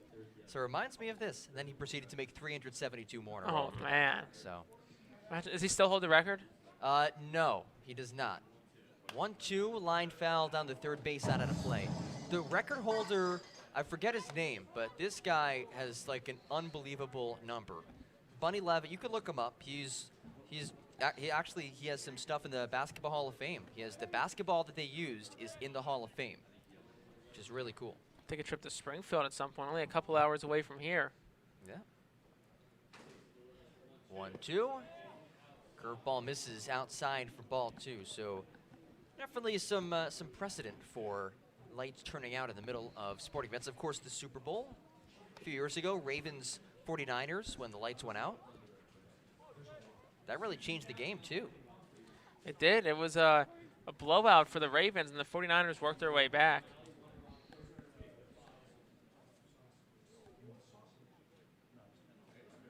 Two count from Cone. Fastball upstairs, and the count is now full. 16 minutes away. And still no outs. 9-4 Stallions. Still a comfortable lead. Not really in doubt, barring something crazy happening. But we are certainly monitoring is the time. 11:30, the lights will go out. 3-2 fans. And that is the first out of the 7th. I was just thinking, what if like a ball is hit and as it's hit, the lights go out? And then it reminded me of a time. I was like 9 or 10 years old. I was doing baseball lessons at like our local indoor baseball facility. It's very similar to like a DYS. And I hit a ball really hard, hit it off the metal frame of the L screen. The minute it hit that, the power in the entire facility turned off. You hit it so hard that you disrupted the circuit. Must have been. It's like we were in Amsterdam last week. I dropped something. The minute I dropped something, the speaker like malfunctioned, and I thought that was on me for some reason. George Rayner can't come around to the first offering. He is 0 for 1, did have a pair of walks. Jake, I think you underestimate the impact that you have on electronics. I have the power. You do. It's be your new theme song. If I can use the power here to get a double play, so we beat the lights going out. 1 is high. Yeah, comment from Alan Gross, who's also related to Bunny Levitt. Said he went to his basketball camp as a kid. He never showed me how to shoot free throws, but his Globetrotters jersey is in the Hall of Fame as well, in addition to that ball.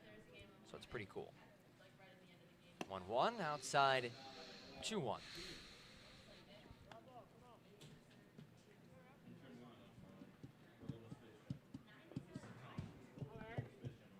It's got to come back with a fastball here. No need to mix it up. No need to mess around here if you're Cone. Just do your thing.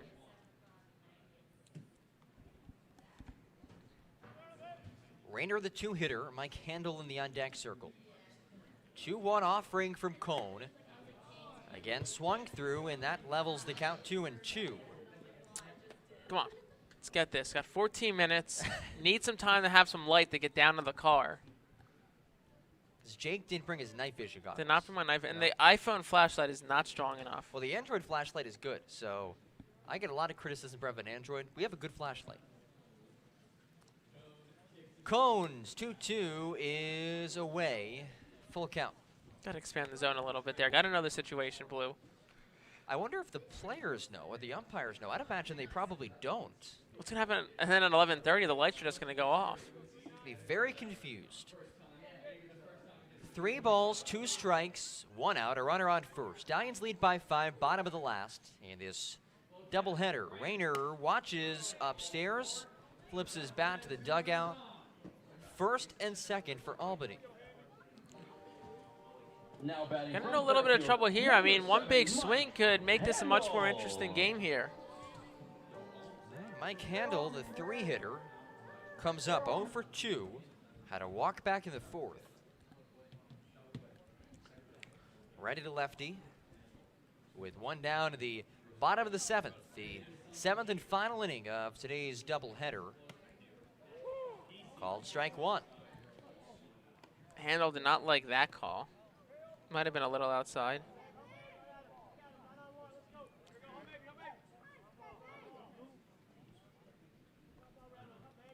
Righty to lefty.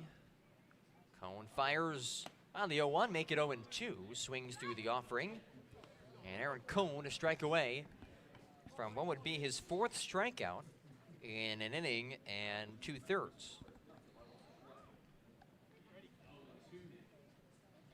First and second for Albany. Tying run is in the hole. 0-2, high and away, 1-2. We are 12 minutes away, Jake. Tick, tick, tick, tick. The clock is ticking.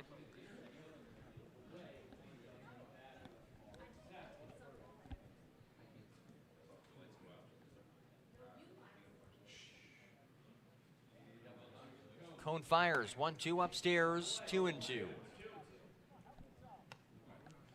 We're 11 minutes away from the lights going out and 4 minutes away from matching the latest the Stallions have played this season. So a lot on the line. A lot on the line here, but a double play can fix all of that right here. 2 balls, 2 strikes.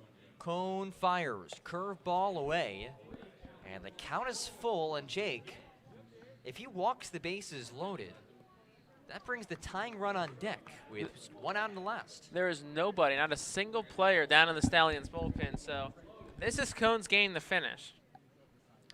3-2 with 1 away. Fastball, strike 3 swinging for the second out.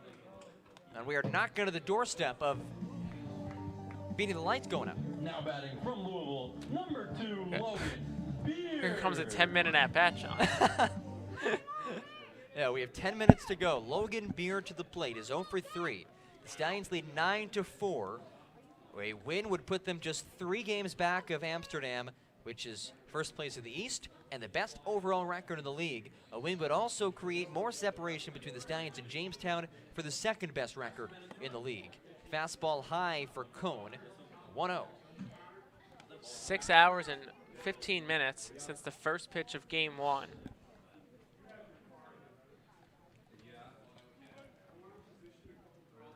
Righty, first and second for Albany. Foul back over our heads for a strike. 2 more strikes. The people here in Albany are trying to plan to get their car set up so they can get the headlights on. So we had an issue earlier this game where a headlight had to be turned off. Now we need all the headlights on. And now we need them on. Change of game plan.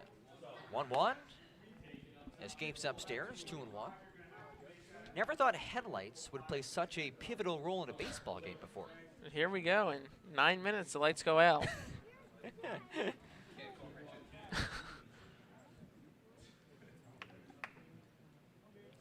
First and second. Pitch is outside, taken by Beard for ball 3. Now a 3-1 count from Aaron Cohn to the cleanup batter Logan Beard. 9-4 Saugerties.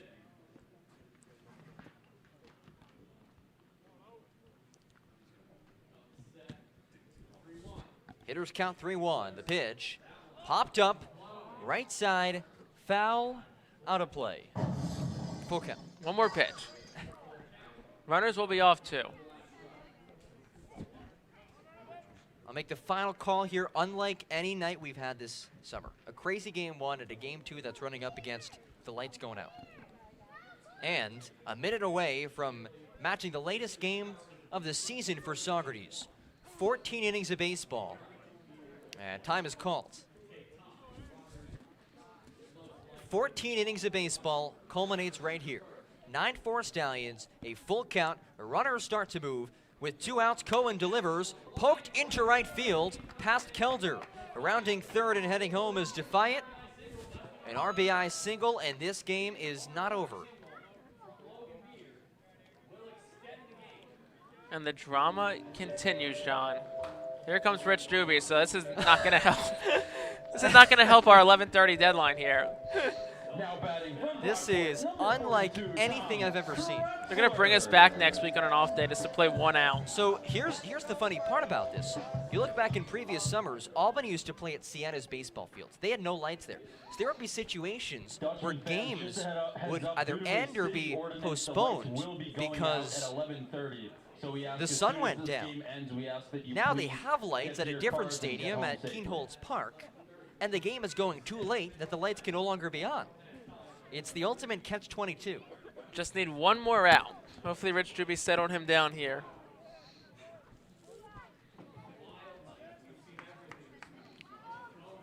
And they did just make an announcement that the lights will go out at 11:30 sharp. It is 11:23. This officially has matched the latest the Stallions have played.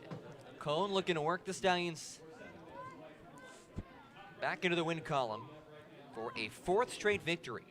First offering to Tom Kretzler, lineback foul. 0-1. I didn't flinch. No one saw anything. 11:24, there it is. Latest the Stallions have played a game. Pop some champagne. Yeah. 0-1 from Cone, runners in the corners. Check swing, that's it, went around. Beard advances to second, defensive indifference. And that puts 2 in scoring position. Will this be it? 6 minutes left of light. An 0-2 count with 2 outs. The pitch from Cone is high. 5 minutes and 13 seconds left. I feel like we're waiting for the ball drop, the ball to drop. This is truly a countdown. A 1-2 count with 2 outs. The pitch from Cone, in there, strike 3. The Stallions win their 4th game in a row, move to 23-9 of the season, 9-5 the final, and we have 5 minutes left of light at Keenholz Park. So we'll get everything packed up very quickly. An abbreviated post-game show. Jake, in 10 words or less, your thoughts on the game. Stallions look good, took advantage of opportunities when presented. Boom. Nicely done. I think that was 9. You counted opportunities as 2 words. Oh, well, there we go. There you go, my friend. You even beat it. 10 words or less, he got it. Stallions win 14 innings. They complete the doubleheader sweep of Albany. 9-5 the final in Game 2 after winning 11-8 in Game 1. A crazy night of baseball culminates with 2 Stallions wins. Well, as we are pressed for time, we'll wrap things up. For my broadcast partner, Jake Starr, our social media directors tonight, Michael Gross and Dylan McGlynn, I'm John Gross signing off from Keenholz Park. A big thanks to all of you for joining us, and we will hopefully talk to you again tomorrow.